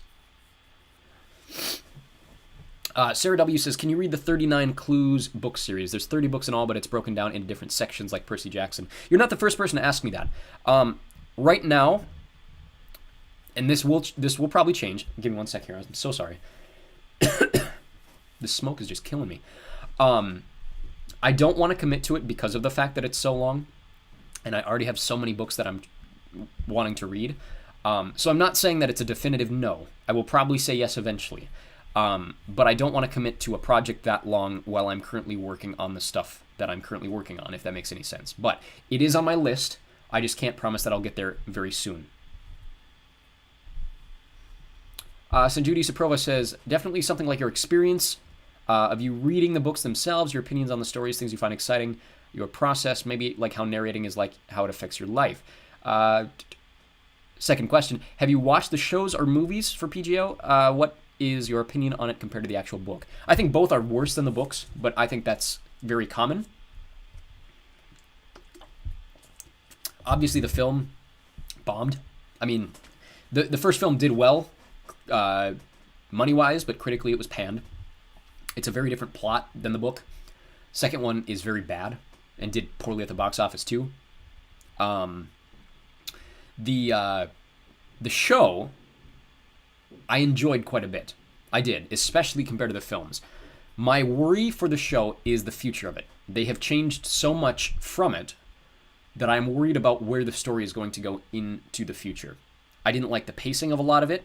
I didn't really understand why they cut it down to just 8 episodes. And so I'm worried for the future of the show. But I did, on a surface level, enjoy it very much. Morgan G says, have you heard of Red Rising by Pierce Brown? I have heard of it. I have never read it. Awesome 800 says, I think I would change the way Annabeth and Luke's relationship is written at some parts because sometimes it was kind of weird. Yes and no. So they're 4 years apart, which is, yes, kind of weird. The one thing I like about the Demigod Diaries, I really don't enjoy the Diary of Luke Castellan. I think it's a kind of a poor story. But one thing it does is it recontextualizes Luke's relationship with Annabeth. And it gives his relationship with Talia this romantic quality to it, which I thought helped. Because it's got kind of this, you're talking the relationship between Luke and Annabeth. I've never felt that Luke thought of Annabeth in a romantic way. I've always read it as Annabeth thinks that she likes Luke in a romantic way, but I thought The Last Olympian was very clear that that's not actually how she felt. That's how she thought she felt, because she didn't know any better. Like, she didn't understand love until she knew Percy. And so she thought for the longest time that she felt romantic feelings to Luke, which is weird because of the age gap. But I think The Last Olympian does very well in recontextualizing what a lot of us had kind of suspected. So, yes, it is written kind of weird, especially in the first couple books, but I think by the end of the series, it recontextualizes itself safely. Saber6 says, just want to say thank you for all the hard work you put into all these audiobooks, and I hope that you and your family are doing well. Well, we are. Thank you very much. I really appreciate that. Sarah W. says, what do you think of Grover and the whole Pan quest? In my opinion, it felt like the whole plot line wasn't worth it by the end. I think there are positives and negatives to it. I liked the stuff with Pan, but I definitely see where you're coming from with your comment there. It felt like it wasn't for anything. Yes, I kind of agree. I think Rick set something up that he wasn't prepared to finish. And so it's got kind of this weird, incomplete feeling to it. I think you're right. But I do like Pan as a character, and I like Pan's end. But I think the whole stuff that comes after, with Grover meeting the council and them not believing him and that sort of thing, I think that is where it gets a little muddy, for me at least. Xpogo Sam says, my nomination for what to change about Percy Jackson would be the inconsistent chapter lengths. 4-minute chapter before a 22-minute chapter gives me whiplash. Yeah, we've mentioned that before on live streams. That is Rick committing to something that he probably shouldn't have committed to. So in Heroes of Olympus, the first couple books, it's every 2 chapters. Like, each set of 2 chapters is 1 character. And then as the series goes on, it's every 4 chapters. And for the pacing of the book, and for the material that he has for each of these characters in fitting with that pacing, sometimes he has to make the chapters really, really short or really, really long. And for you guys, that sucks, because if I'm posting a daily chapter, sometimes, like you said, it's 25 minutes long, sometimes it's 4 minutes long. And for me, having promised my patrons that I will never post just one chapter a day if it's less than 10 minutes long. That means that sometimes I get to 9 minutes and 59 seconds and I have to record a second chapter. And that drives me crazy. But yeah, it's something that he shouldn't have committed to, in my opinion. Yubi says, I wish we could hear about Grover's story. Well, Grover's story is kind of done. Like, we see Grover's story in the series. Nothing that happens in Heroes of Olympus for Grover is effective on the main plot. Like, Grover's story is done. Grover comes back into the story in Chalice of the Gods. He's a main character in Chalice of the Gods, so we see him again, but his story is basically done after Battle of the Labyrinth. Sarah W. says, when reading the first 5 Percy Jackson books, I kept forgetting who certain demigods were, because there were so many of them. Yeah, it gets even worse, I promise. It really does get worse. There are a lot of characters. Joseph Morrill says, holy cow, the chat is still here. Yeah, we usually die at this point, so I'm glad that you guys are still asking questions. I'm very happy about that. Sarah W. says, which is partly why I prefer the Kane Chronicles, because Rick adds more characters with each book rather than all at once in one book. I personally, so this is just personal taste. I'm not knocking your opinions by any means. I like more characters than less, which is why I like Game of Thrones so much, because there are so many characters, and some of them get fleshed out and some of them don't. But the world feels bigger because of that. And I think that's part of why I've never really liked the Kane Chronicles in comparison. It's always felt too constrictive, if that makes any sense. Yubi says Uncle Rick kind of gave up on Grover to a certain extent, but like I said, his story is complete. I don't think there was any short shafting of Grover by any means, from my perspective at least. I know a lot of people really like him and feel like he deserves more. Let's go to a question from Aaron Jeanette, who says, what is your favorite TV show? Good question. My favorite TV show of all time is a Canadian series called Orphan Black. It's about clones. It's very good. Would highly recommend it. I think it's on Prime, if you have Prime. It also airs very often on BBC America. Excuse me. But in terms of like a fandom TV show, I'm a huge Doctor Who fan. I don't know if you guys were aware of that. I have a bunch of Doctor Who content on my second channel. You guys can go look that up at SheetG. That's SHEET space G. If you want more like personal content, it's kind of more of my personal channel where I do videos that I want to make rather than just audiobook type stuff. But yeah, I'm a huge Doctor Who fan as well. Ibrahim Akbar says, love your read-throughs. It really adds life to the series. Thank you. That's my goal. Joseph Morrill says, speaking of questions, did you answer the question I gave on the Discord? If so, could you say it again? I've been busy at work. I have not yet. Let me skip ahead to it real quick. Where's it at here? So get to your question in a quick sec because it ties into excuse me, a question from Xpogo Sam, who said, can you make a compilation of every time you meow or make a monkey noise in the red pyramid? Joseph adds on that by saying, for us listeners who have missed your special messages, would you upload all of the ones you've done as a self-contained video named like special messages or something? I certainly could. It might take me a while because I can't remember all of the ones that I've done. I'd have to page through it, so I can't promise anything anytime soon. But I would love to do that for you guys. Yeah, I quite often leave Easter eggs. Not always for self-promotion. Some people think it's just for self-promotion. A lot of the time, it's because other channels have stolen my content before, and I want an easy way to track whether it's my recording or not, because sometimes they put it through a filter to make it sound like someone else is reading it. I know there's a channel that took my recording and put it through a Walker Scobell voice AI filter, and the only reason I caught it is because it was Sea of Monsters and it had my error in it. And so then I was like, oh, like that's my recording. Like I have no problem with other people reading these stories. Obviously, they're not mine and they're not mine to claim. But when other people use the work that I've made on them, that's kind of when I get frustrated because I've put a lot of time and energy into the work that I've made for these audiobooks. So yeah, that's why I do the special messages. But yes, give me a while. Give me quite a while, and maybe I will upload it eventually. Saber6 says, I don't know what would be funnier, Leo befriending Tyson and they make a giant robot horse, or becoming good friends with Percy and somehow setting the sea on fire. I think the second half of that is out of the question. And and I'm not going to spoil anything, but Leo doesn't really like Percy for a very specific reason.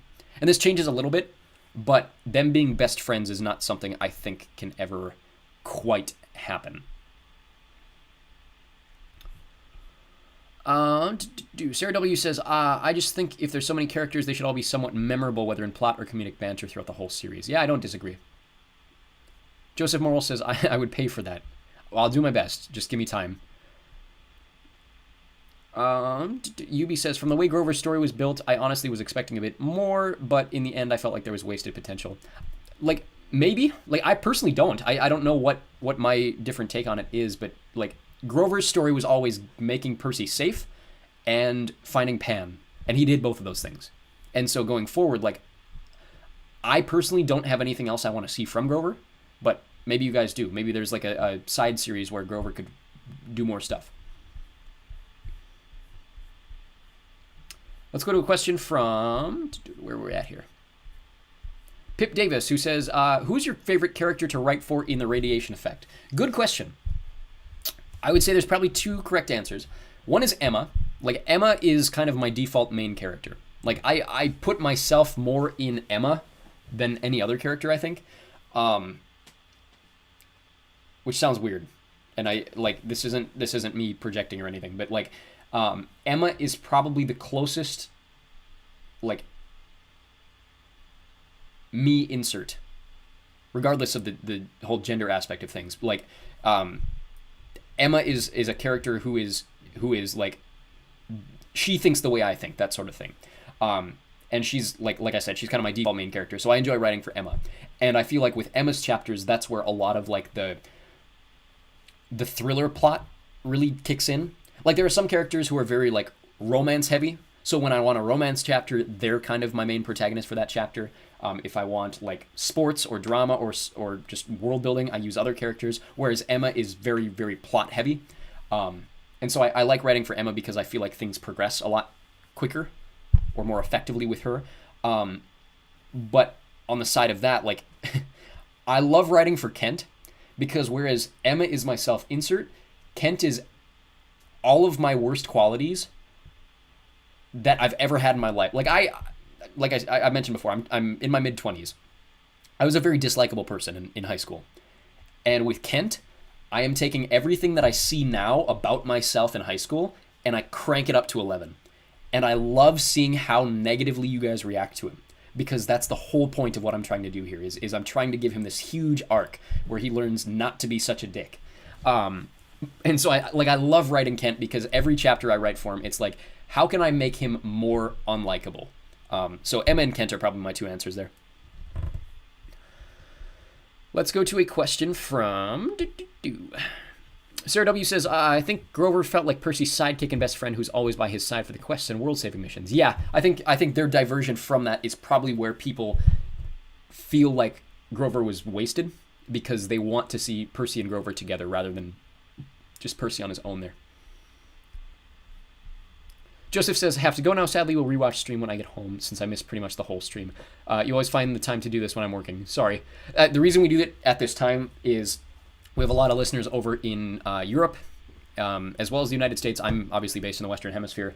And so I try to do this at a time that works for both of those sides of the pond. So people in Europe just going to bed or maybe pushing off their bedtimes a little bit, whereas over in the States, it's kind of toward the end of the workday. So we can kind of get both audiences together. Saber6 says, how far are you on the Harry Potter books on Patreon? And did you mention that they're free there? I haven't read them before, and I think it would be a good start. I have all of them done. So the entire Harry Potter series is finished over on Patreon for free, as well as Vimeo for free. The only exception is I don't have Cursed Child done, but a lot of people would consider that not a book worth reading. And I'm starting to agree because I'm about halfway through it, and I am bored senseless. But yes, all 7 books are done, including a re-record of the first book. So if you start with my version of Harry Potter and the Philosopher's Stone, and then you go to Chamber of Secrets and you're like, wow, his reading is a lot worse. That's why, because the Philosopher's Stone version is my re-record. But yes, I have all 7 books over there for free. Awesome800 says, a side series of Grover would be interesting, but like you said, I don't know where it would go. Maybe Adventures Rebuilding the Wild and just more world building that we don't see in the main books. Yeah, Yeah, I think, or just like he continues to be a protector. Josue Cunha says, love the audiobooks. What's your opinion on Leo as a character and his story? Leo is one of my favorite characters. Leo's backstory is very, very intriguing for me, but he's just fun to read. Leo is the most fun that I have of any of the characters to read for, with maybe the exception of Frank, and that is only because with Frank I get to use my accent. Frank is the closest we get to my natural accent in any of the audiobooks that I've read for. Like, even on this stream, I'm not, like, I if you guys are familiar with accents, the American newscaster accent is a St. Louis accent. So if you've ever read for the news before, or if you've ever done voice acting before, or even acting in general, like, they will always tell you to learn how to do a St. Louis accent. It's the same way in Britain. They call it the RP accent. It's the very standard RP accent, received pronunciation. It's the very proper radio British accent. Whereas, like, my natural accent is far more regionalized. I grew up near the Canadian border, and so, like, with Frank, I get to basically let loose on my Canadian accent. I love reading for Frank. But in terms of Leo, Leo is my favorite character to read for because his adventures are so funny, his perspective on the world is so funny, he has the best jokes, he has the best one-liners. Yeah, Leo is probably my favorite character outside of Frank for the reasons that I've given for Frank. Sarah W. says, what kind of tropes do you use for romance in your books? Like slow burn, friends to lovers, etc. Good question. So, it's interesting. And I'm not sure how I feel about it, and I might rewrite some of this. So, there are 3 romances kind of bubbling under the surface right now, and one of these might be a spoiler for a chapter coming up. But there are 6 main characters. 3 boys, 3 girls, and each one kind of has a romantic pairing. And so, with the first chapter, we see one of these male characters and one of these female characters both liking each other, and according to the subtext, have liked each other for a very long time, and at the end of the first chapter, they come together. With the second set of characters, the first 8 chapters or so, they're kind of denying their feelings for each other. They've known each other forever. One of them describes her feelings toward him to another character as, oh, he's like my dog. He's just a friend who's always there. Like, I could kick him and lock him in a trunk, and as soon as I open the trunk, he'd be happy to see me. Like I don't like him. Like, everyone wants me to date him. Everyone thinks I should date him. I don't want to date him, that sort of thing. And then all of a sudden something cracks. And I don't know if I wrote it well enough to show that, but their relationship just kind of, all of a sudden, it cracks one night, and then they're together. And then they're kind of the stable relationship, while this other relationship gets a little rocky. And then the third relationship is one that is never really reaches its fruition. One of the characters really likes the other character. This other character kind of has feelings for all of the other characters in the group, and isn't quite sure how to approach that, or how to even judge that, or his feelings. And then by the time he finally realizes that this other character likes him, it's too late, and everything kind of falls apart. And so that's kind of all the non-spoilery stuff that I want to give on that. But I try to do each of those 3 relationships from a different perspective, or a different pace, if that makes any sense. Yubi says, I have to go as well. Hope you have a great day. Keep on doing what you do. Keep being you. Thank you very much. We love and appreciate it. Please do remember to take breaks as well. I do my best. I do my best. I try to, every day I try to make it something I want to do.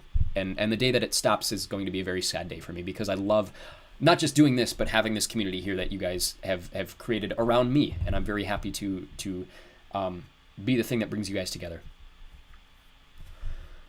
Casey Campbell says, I forget why Leo doesn't like Percy, but that could be because I haven't read Heroes of Olympus since middle school. Yeah, it's not really a spoiler, because the chapters are already out. But maybe if you haven't read Heroes of Olympus, then I shouldn't say. But it has to do with a girl. Let's just leave it at that. Sarah W. says, Leo is the death demigod? No, I think you're thinking of Nico. Nico D'Angelo is the son of Hades.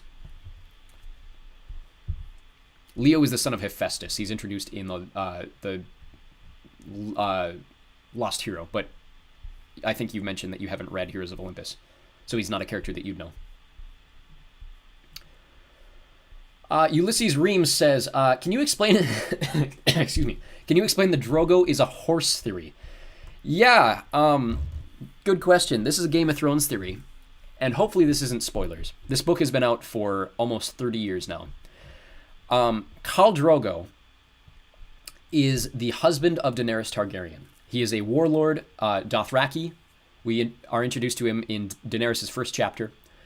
And he gets poisoned about halfway through the book, a little toward the end. And there's a theory created by one of my favorite YouTubers for Game of Thrones. His name's Glidus.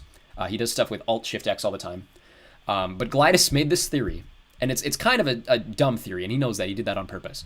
But the theory is that when Daenerys goes on the pyre at the end of the book, burns herself, burns her dead unborn child, burns Miri Mazdur, and burns the body of Drogo, that there aren't enough souls that are burned to go into the dragons.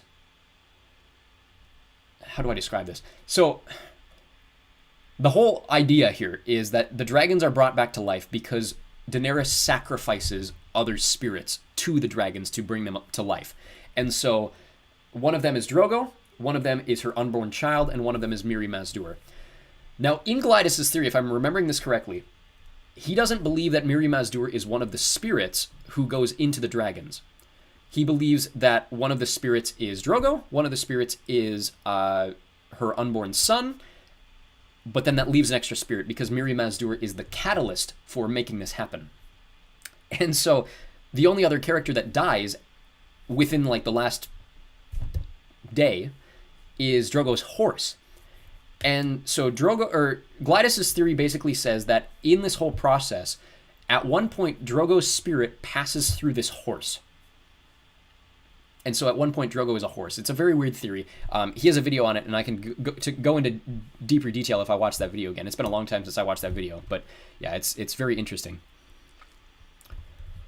Xpogo Sam says, "Are you implying that Emma eventually falls for Kent? If so, Kent's redemption arc is going to be stratospheric." My goal is to have a stratospheric redemption arc for Kent. It's going to take 7 books to get there. And I'm not saying that Emma eventually falls for Kent. That is not what I'm saying. I'm actually hinting at another character. But it's a mess. It's a web. It's a mess. And we'll get there when we get there. But I'm very excited to see because the romance plots in this series are going to be a mess. And I'm very happy about it. Sarah W. says, "I have to listen to the chapters, but what are some unlikable qualities that Kent has?" So Kent, like the biggest thing about Kent is that he believes that he is owed everything. And so specifically, the way he approaches relationships with other women, or with not other women, but with girls and with women, is he sees them as a means to an end. So specifically, Margot, who's one of the main characters, is very conventionally attractive. Like everyone in each chapter mentions how attractive Margot is and how it kind of drives all of them crazy that everyone is always staring at Margot. And Kent sees her as a prize, but not necessarily as a person, but more so as an object. And because of the fact that she starts dating another one of these main characters, Kent now sees her as a prize that is currently off limits, but maybe in the future he could get that if that relationship ever dies out. But in the meantime, maybe he goes after this other character because she's kind of the second best thing on the menu. And so he has this very like almost pre-Me Too attitude toward dating, where like everything is a status symbol for him. Everything is, I want this because it makes me look good. I don't care about the feelings of the people in my squad. I just want to treat them in a way that is going to make me feel good about myself, if that makes any sense. That's where he starts at the beginning of the series. And what we kind of learn, at least in the chapters that are out so far, is a lot of this stems from the relationship between his parents. His parents were never married. His father is a billionaire celebrity who had an illegitimate child with a foreign model. And this foreign model, who is Kent's mother, has basically neglected Kent his entire life. but he sees the way that both of his parents' attitudes toward other people and status drives them. And he believes that should drive him. So, like I mentioned earlier, the question is, are his actions justified because that's what he knows? And so it's interesting. Xpogo Sam says, "Good Lord, if Margot falls for Kent, I'm gonna lose my I'm gunning for Kent and Liz, or Liz's friend from Hoko." I'm not gonna spoil anything, but you're just bringing up continuous future plots, and I'm very excited to get to all of them because it'll be a process. Xpogo Sam has been one of my patrons who has been probably most intently listening to this series, and I always love to get the perspective, specifically from you, just about where things are going, to see if you guys are connecting with the story in the way that I want you to. So I'm always happy to answer more questions about the radiation effect. I don't want to spoil anything. There are 12 chapters out right now if you guys want to keep asking questions about it. But we'll go to another question pre-prepared from Ollie Creamer, who says, something we kind of already answered. Are you going to re-record the other Harry Potter books the same way you did the first one? Probably not. Maybe I'll do Chamber of Secrets, but at the moment there aren't any plans to. Let's go to a question from Whitey McGee, who says, what jersey are you wearing right now? This is Pacific FC. So this is a soccer team up in Victoria, British Columbia, so the Vancouver area. That's this scarf above me too, that you always see in the background, is also Pacific FC. They play in Victoria, and they play in the Canadian Premier League, which is kind of a step below the MLS. So I'm usually wearing a different jersey or a different kit. Jeff Headland says, what is your favorite episode of Better Call Saul or Breaking Bad? Good question. I've mentioned before that I'm a big Vince Gilligan Breaking Bad universe kind of fan. And actually, I'm glad you brought that up, because that kind of hints toward the special intro that's coming up. I have a very special guest who's going to do an intro for you guys in the next couple months here, and I'm very excited about it. But I've mentioned before, I personally prefer Better Call Saul to Breaking Bad. My brother will fight me to the death on this opinion. He thinks Better Call Saul is way too slow. I am kind of a slow burn kind of guy. I like that. I like the slower pacing. And I like legal dramas. I really do. In terms of my favorite episode, it's interesting because I say that I like Better Call Saul. And still, I think like my favorite Better Call Saul episode is either Chicanery from season 3 or is it Point and Shoot? Or no, it's you know, it's the Howard episode from season 6.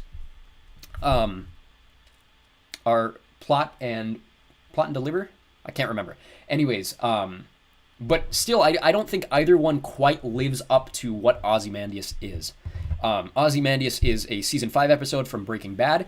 It is arguably the best episode of television ever. And I don't think that, despite the fact that I like Better Call Saul, I don't think Better Call Saul has a single episode that reaches the heights of Ozymandias. It is just a phenomenal episode of television. Meek Will says, are you going to watch the Olympics? Yes. So football and rugby, or soccer and rugby, have already started. I watched the U.S. get absolutely blown out yesterday by France. I think it was 3-0 the end of the first match. So a couple of the events have started already. I think archery also started today. Archery is not one that I usually watch. And then the opening ceremonies, I think, are tomorrow. But yes, I will be watching. I do enjoy watching the Olympics. I'm really excited to see cricket in the Olympics. This is the first time they've had cricket in the Olympics. If not ever, it's been almost 100 years, I think. I'm trying to remember. It's been a long time since cricket was there. But then, yeah, rugby sevens. What other summer Olympic sports do I really like? I really like watching gymnastics. I like male gymnastics. Like, male gymnasts are... Watching them do the rings is something, like... I watch that and I go, I could never do that in a million years. And it just, like, fascinates me. But, yeah, those are kind of the big Olympic sports that I watch. Xpogo Sam says, while talking great TV shows, have you watched Mr. Robot? I watched the first season of Mr. Robot when it came out, and I didn't quite get it at the time, and I haven't kept up with it since. It is on my list to rewatch. I really like Rami Malek, but I've never watched the entirety of the series, so it is on my list to watch in its entirety. I have a very long list right now. Right now, I'm finishing up The 100, which is a book I'm actually going to read for the channel.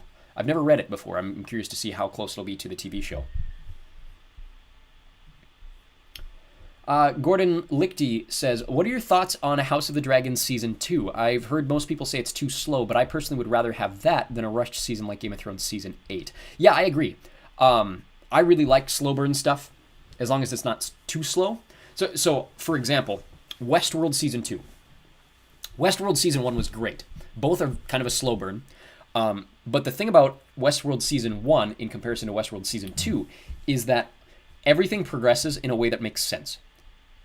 And a lot of fans really hated Westworld Season 2 because it was such a slow burn that by the time you get to the end of the series, it is answering questions or even setting up questions or giving payoffs to things that weren't necessarily questions you had. And they're not delivered in a very satisfactory way. So as long as something is a slow burn but it pays off, then I think for me, that's worth it. So House of the Dragon Season 2, I very much am enjoying it right now. I almost want to say I like it better than Season 1. I think Season 1 had higher highs, but I think Season 2 is way more consistent. And part of that is Season 1 had the problem of basically going over 30 years of history in 8 episodes. And so they were time jumping, they were reintroducing characters with different actors. And so as good as Season 1 is, it had that problem because they're constantly recasting characters. Whereas with Season 2 now, it's a consistent cast. The time is progressing very, very slowly. And I think maybe that's why people have a problem with it, is first season was over 30 years, second season is over roughly a year. But I think so far it has been very, very consistent with what the books have, or at least has played with what the books give in a way that is possibly accurate. And I really enjoy that. So yeah, I've really enjoyed Season 2 so far. I thought the battle at Rook's Rest was probably the best battle we've ever seen in all of Game of Thrones. From a consistency standpoint. Maybe not visual. Like maybe there was some stuff in Game of Thrones that was better visually, but I thought from a consistency standpoint, with the CGI and with the way it looked, I thought it was fantastic. Jenny Ettensmore says, are you going to do all 7 Narnia books? Yes. I mentioned earlier, so Silverchair is available over on Patreon right now. It should hit the channel at the end of September, and then we will probably get to the last battle by November-ish. So by the end of the year, we'll have all 7 done. Quentin Reviews says, I noticed you started reading Sherlock Holmes. What is your favorite Sherlock story? Good question. I really like the one I did. That's kind of why I did it as the first one. The one I did was A Scandal in Bohemia. Which was basically, if you're familiar with the Sherlock TV show, was remade as A Scandal in Belgravia, which is the first episode of Season 2. It's got Irene Adler, it's got the just kind of the scandal of the royal family. It's a bit different in the book, but I really like that one. My answers are kind of going to be standard, right? I like that one, I like Hound of the Baskervilles, and I do really, really enjoy A Study in Scarlet, or if you guys know it from the TV show, A Study in Pink. But yeah, Study in Scarlet is very, very good. But I think my favorite is probably Hound of the Baskervilles.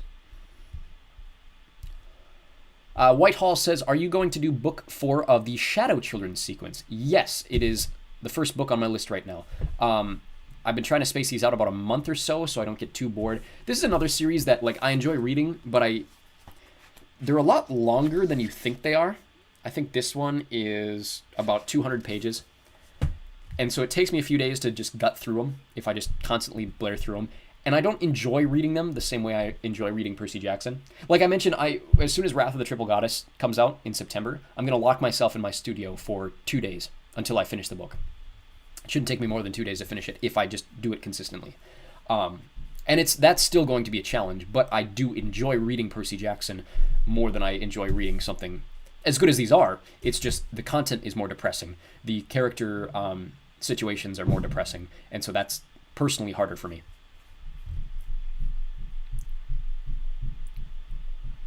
Let's go to a question from Rent-Free Squirrels, who says, how long does it usually take to write a chapter for the radiation effect?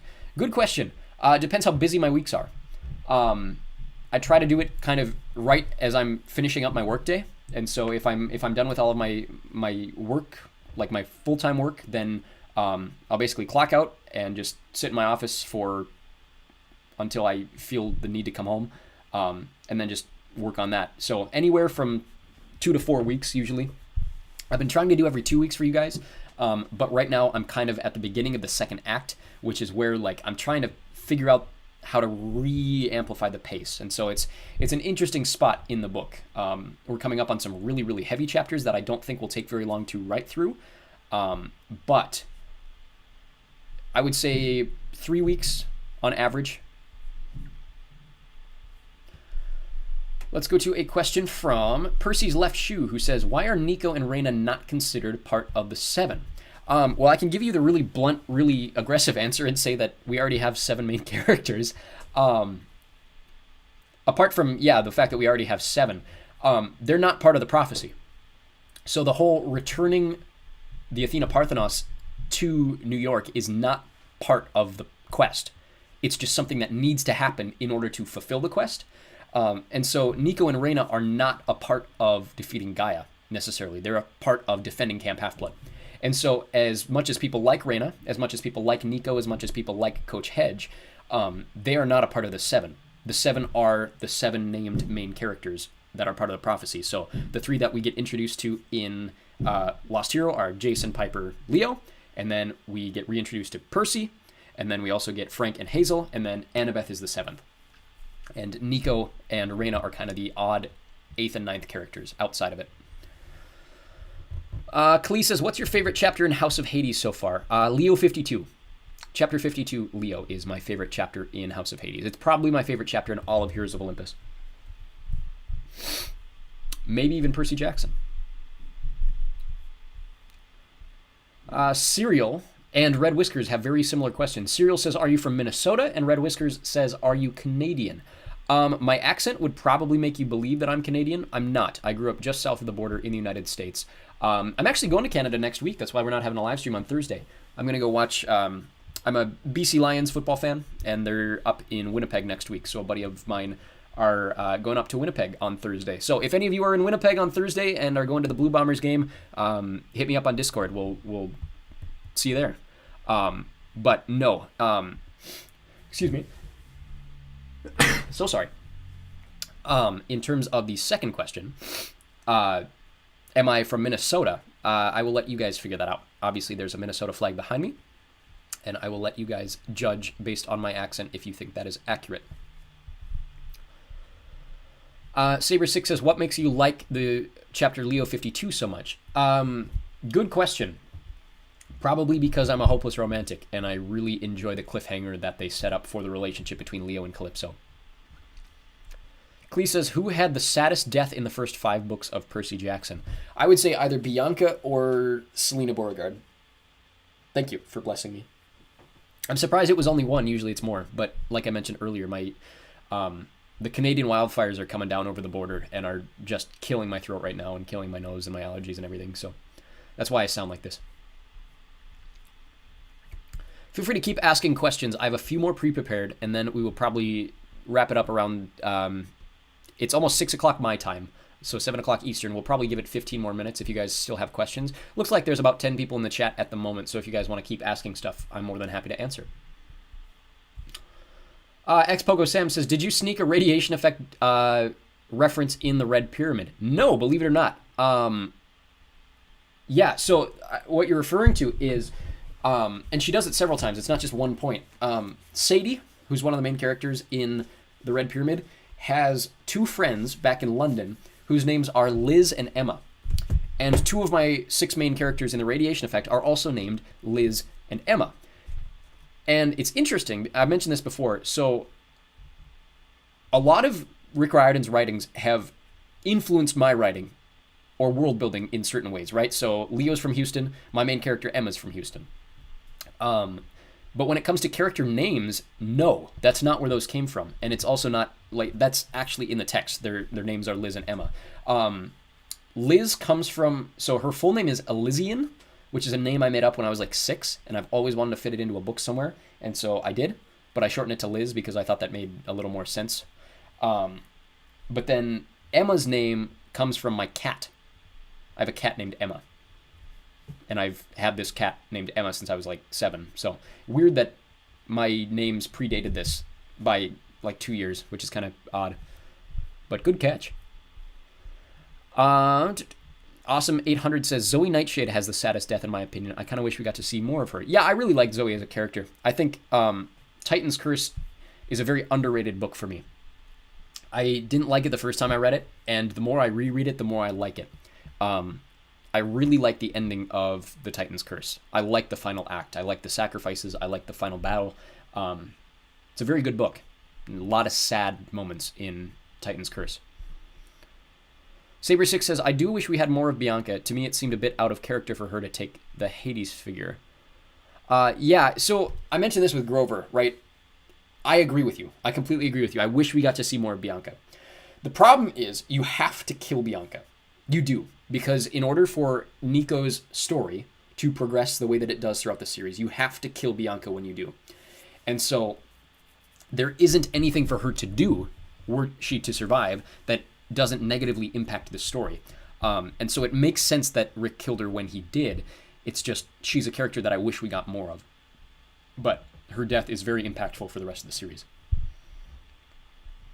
Sarah W. says, I loved Hestia. Hestia is a very underrated character as well for me.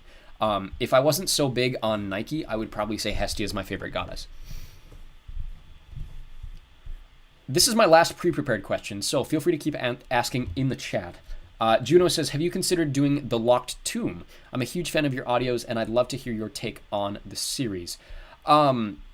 I have not. I will look into it and see if it's something that you guys would want me to read on the channel. But I have never read it before. I think I've heard of it, but I'm very unfamiliar with it. I'm just going to check the channel and check Patreon to see if there's any questions that you guys asked after the chat started here. And then the Discord as well. I might as well plug the Discord. If you guys want to continue this conversation over on Discord, there is a link below. It should work. It worked earlier today. Let me know if it doesn't work for you. But the Discord link below should bring you to... we have a whole bunch of different channels where you can talk about Percy Jackson. You can talk about Star Wars. You can talk about... I think we have one for Dune. We have one for Harry Potter. But you are more than welcome to continue this conversation over on Discord.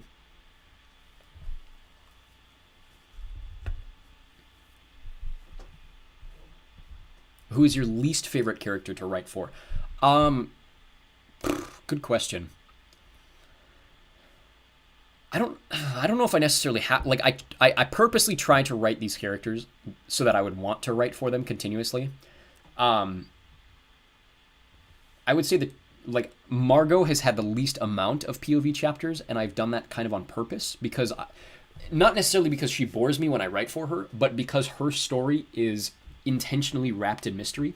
Like, I never want to say exactly what has happened to Margot in her life because it makes her story that much more tragic as it's slowly unfurled. But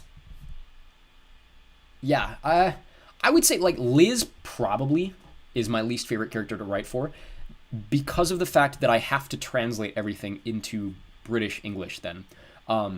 Liz, the main character Liz, is from England, and so I constantly have to go through everything and, like, re-edit it the same way Rick Riordan did for Sadie, because he's changing words to the stuff that a British person would write. So bins instead of trash cans, that sort of thing. Awesome800 says, I have a confession to make. I've never read Hunger Games or Harry Potter. Well, you are welcome to listen to the Harry Potter audiobooks over on Patreon and Vimeo. They're both free over there.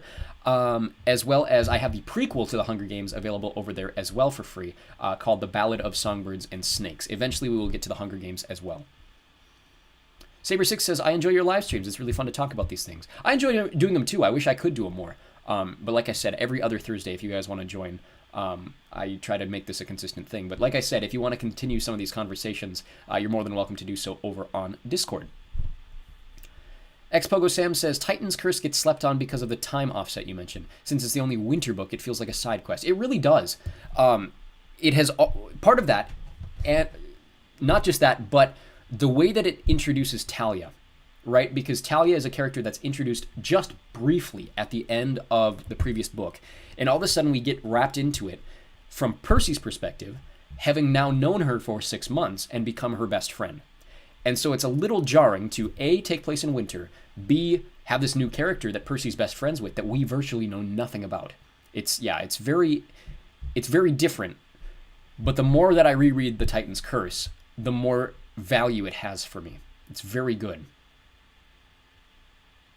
Joseph Morrill says, y'all are still going. This is a record for sure. I think our record is 2:15, so if we go 10 more minutes, we'll probably beat it. But you guys got to keep asking more questions or dropping more comments if you guys want that to happen.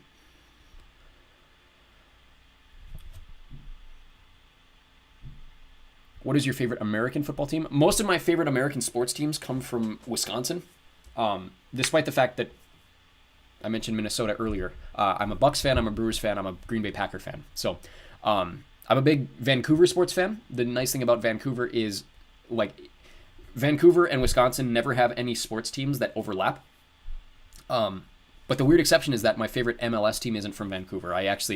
My love for American soccer predates Vancouver Whitecaps, and so I'm actually a DC United fan. But yeah, otherwise it's either Vancouver or Wisconsin.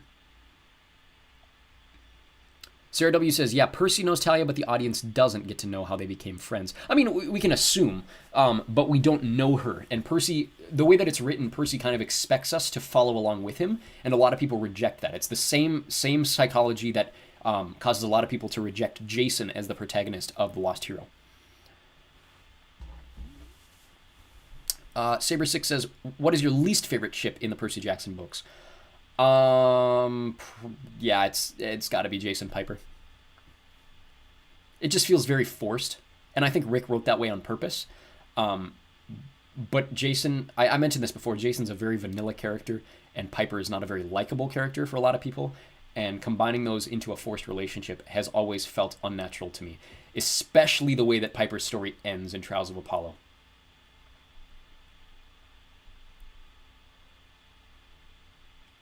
I'm going to warn you there, Saber. That's getting really close. That's getting really close to some spoilers. Casey Campbell says, who are your favorite Hunger Games characters? Snow is like above and beyond my favorite character. Loved him in the original. Loved him in the prequel. I love Snow. Otherwise, I do like Haymitch.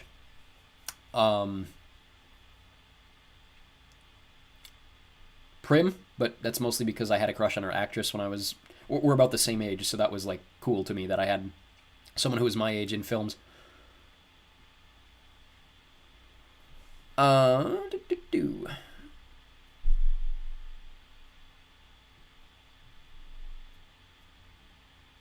Mirage GSM says the main quest does not really advance the plot. It feels like a book simply about Talia's and Nico's stories. I completely disagree with you.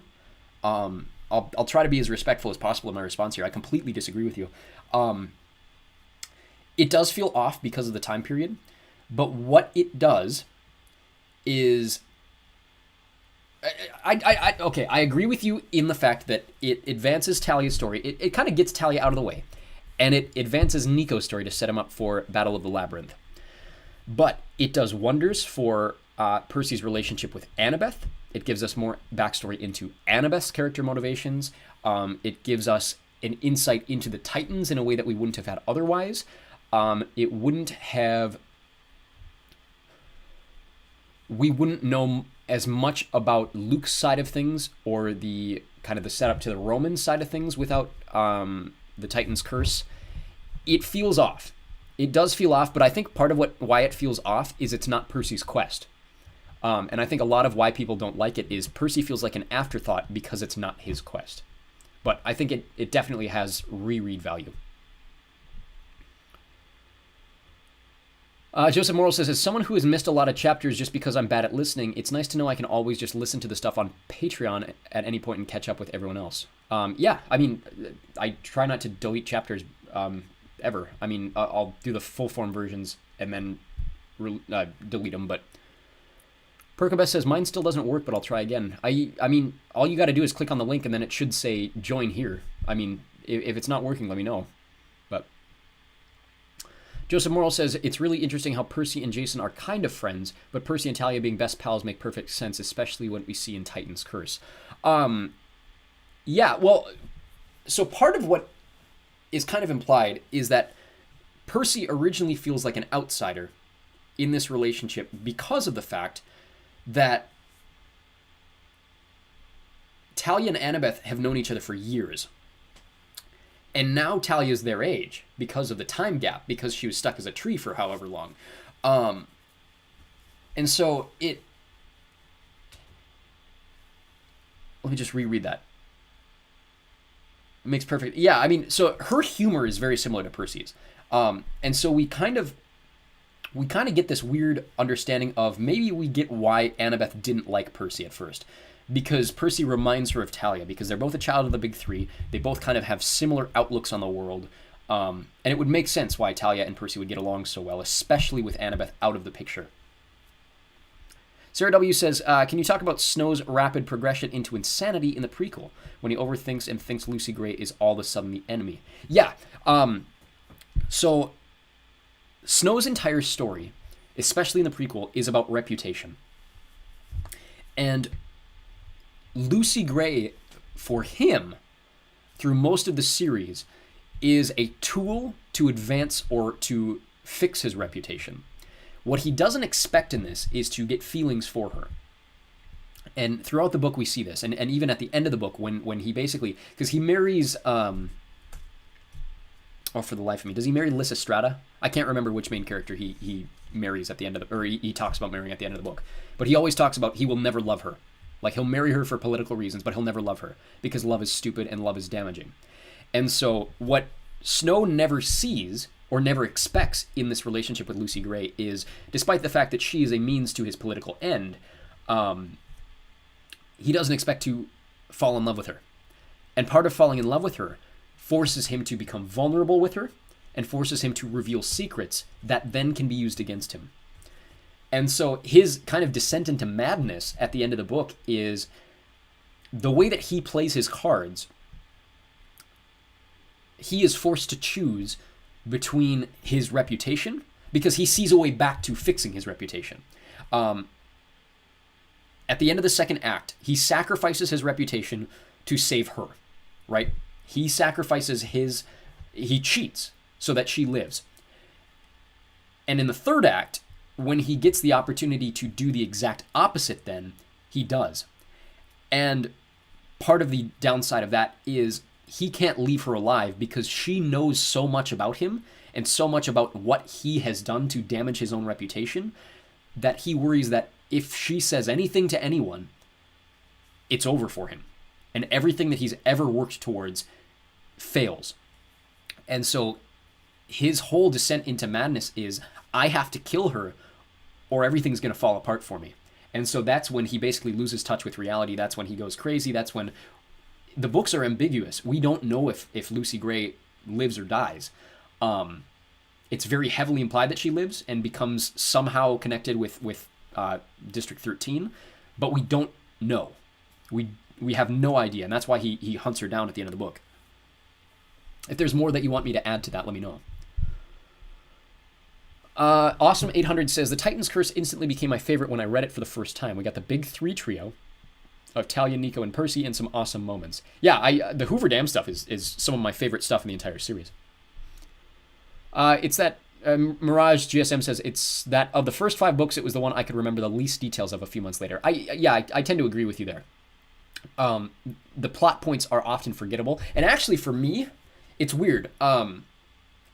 There's a lot in that book that I do remember, but I relate it to a different book. For some reason, like the Hoover Dam stuff, for some reason I always thought that was connected to Battle of the Labyrinth. And so rereading that, I was like, oh, this takes place here. But yeah, there are a lot of very forgettable plot points in the book. It's just not as fun at certain points, I think. And part of that is we don't have Annabeth. Annabeth has always been a means to Percy's enjoyment on quests, if that makes any sense. Saber6 says, I think Percy and Talia can even get closer if he tells her about the brief time he was afraid of water, or more specific, suffocation. Yeah, I think I get where you're coming from there, because Talia is definitely afraid of heights, and that's always a source of embarrassment for her. Perkabeth finally joined the Discord. Perfect. Cora says, what's your favorite ship in the whole of Percy Jackson? Yeah, Perkabeth, probably. Feel free to keep asking stuff in the chat. We'll go a little longer if you guys want to.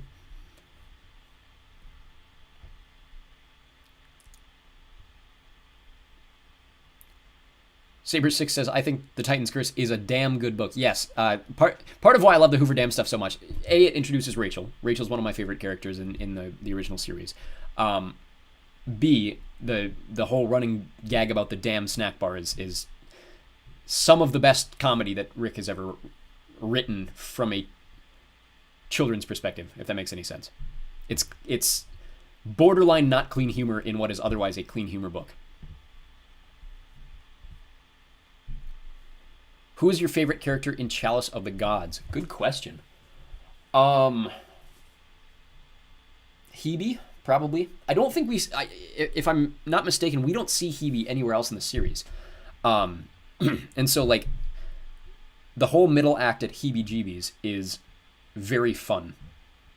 One thing I like about Chalice of the Gods is Percy Jackson, as good as it is, or Heroes of Olympus, as good as it is, it still has its comedy moments. Like, it's always been comedy over anything. Like, it's always been fun. But it does get really heavy and really dark. And one thing I like about Chalice of the Gods is it takes a step back from that and kind of brings back the fun. The stakes aren't nearly as high, but that allows us to play with the fun of the main characters, specifically like the original trio of Annabeth, Percy, and Grover. It allows us to just kind of enjoy ourselves in this world in a way that Heroes of Olympus didn't necessarily do because the plot's so heavy. Sarah W. says, also talking about Snow again, the whole book is from his perspective, so he's an unreliable narrator. I highly believe Lucy Gray survived at the end, too. Yeah, and that's part of what I like. I really do enjoy books told from an unreliable perspective. That's part of why I like Fire and Blood so much, which is the prequel series to, or the prequel book to Game of Thrones. It's written from 3 separate perspectives. And so it kind of gives us insight into different events with different characters. And I like that about Game of Thrones, too. Game of Thrones does this thing where it introduces a character from one character's perspective, and then later on another character will talk about the same character, and there will be things that are the same, but other things that are different. And one thing that it is our job as the readers to do is piece together what is real about this character, why does this character feel this way about that other character, and what does the opinions on this other character tell us about the source character, if that makes any sense. And it's something that I've been trying to do with my own book. Kent is definitely the most unreliable narrator in the series. For example, the dance chapter, where they're at the dance, he basically is projecting his own feelings for Emma. And while Emma dances with Johnny, Kent basically tells us, like, the entire time she's dancing with Johnny, she's staring at me. And he knows that she's doing it to rub it in. And then in the next chapter, Margot basically says, Emma couldn't keep her eyes off Johnny. And so we're left, like, my goal for you guys as the readers is, okay, which perspective is more correct? Is Margot correct? Or is she projecting because she wants Emma to be with Johnny? Because that's been kind of her opinion since the start of the book. Or is Kent just projecting? That sort of thing. Expogo Sam says, do you have a published schedule for what books are getting read next and around what time?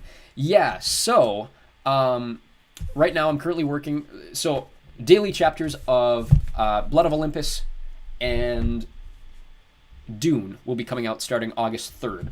Once we're done with Dune and Blood of Olympus, then we will switch to Red Pyramid, excuse me, and the Silver Chair.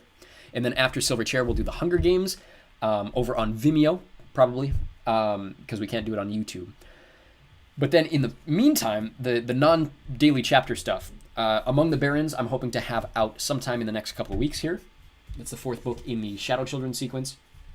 I've also started work on the 2nd book in the Giver series called Gathering Blue, as well as I started a series of unfortunate events. I'm hoping to have that out to you guys by the end of September as well. Fire and Blood, I'm going to keep trying to knock away a chapter every couple weeks or so, and then just behind me whenever I can get to it. So Big focuses now are going to be on continuing the Rick Riordan stuff so that we can get all of it out before Wrath of the Triple Goddess comes out in September. So September is kind of the big deadline. But yeah, throughout the rest of the year, it's going to be Rick Riordan stuff every day at 11 o'clock Eastern. And then our midnight or 1 a.m. Eastern schedule is going to be Dune, followed by Silver Chair, followed by, what did I say, Hunger Games, followed by, I think the last battle is after that, and then we'll do Fablehaven and Aragon eventually as well. So that's kind of where we're sitting now. With that, I just want to give a shout out one more time to my top tier patrons: John Buck, Donald Easter, Dalton Bailey, Joseph Morrill, Charles Jacobson, Lydia Bryant, Zhukov Crawford, Riley Lang, Cameron Stevens, Hessa Al-Habashi, Brandon Doty, Bella Joy twice, Victoria Libretto, Rania, Rockin' Ryan 99, Emma Faro, Katie Rose, Goose, and Juno. And then a quick look over here at the merch stuff. If you guys want to support this channel and buy a $20 t-shirt that says "I ate the kitchen table" and make fun of my most infamous blunder on a recording, you can do so with the link below. There are links to Patreon and Vimeo.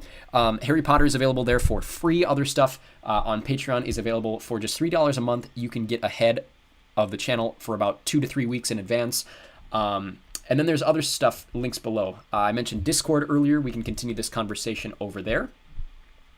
As well as, I don't think I have a link to my second channel, but if you guys want to go check it out, it's SheetG. That is SHEET space G, where I do all of kind of my stuff that I do outside of audiobooks. Just some personal stuff, sports stuff, Doctor Who stuff. And then I have a link to my music below if you guys want to listen that as well.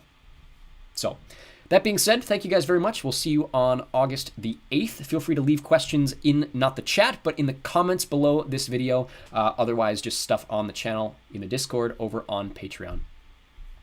And I hope to see you all, though, very, very soon.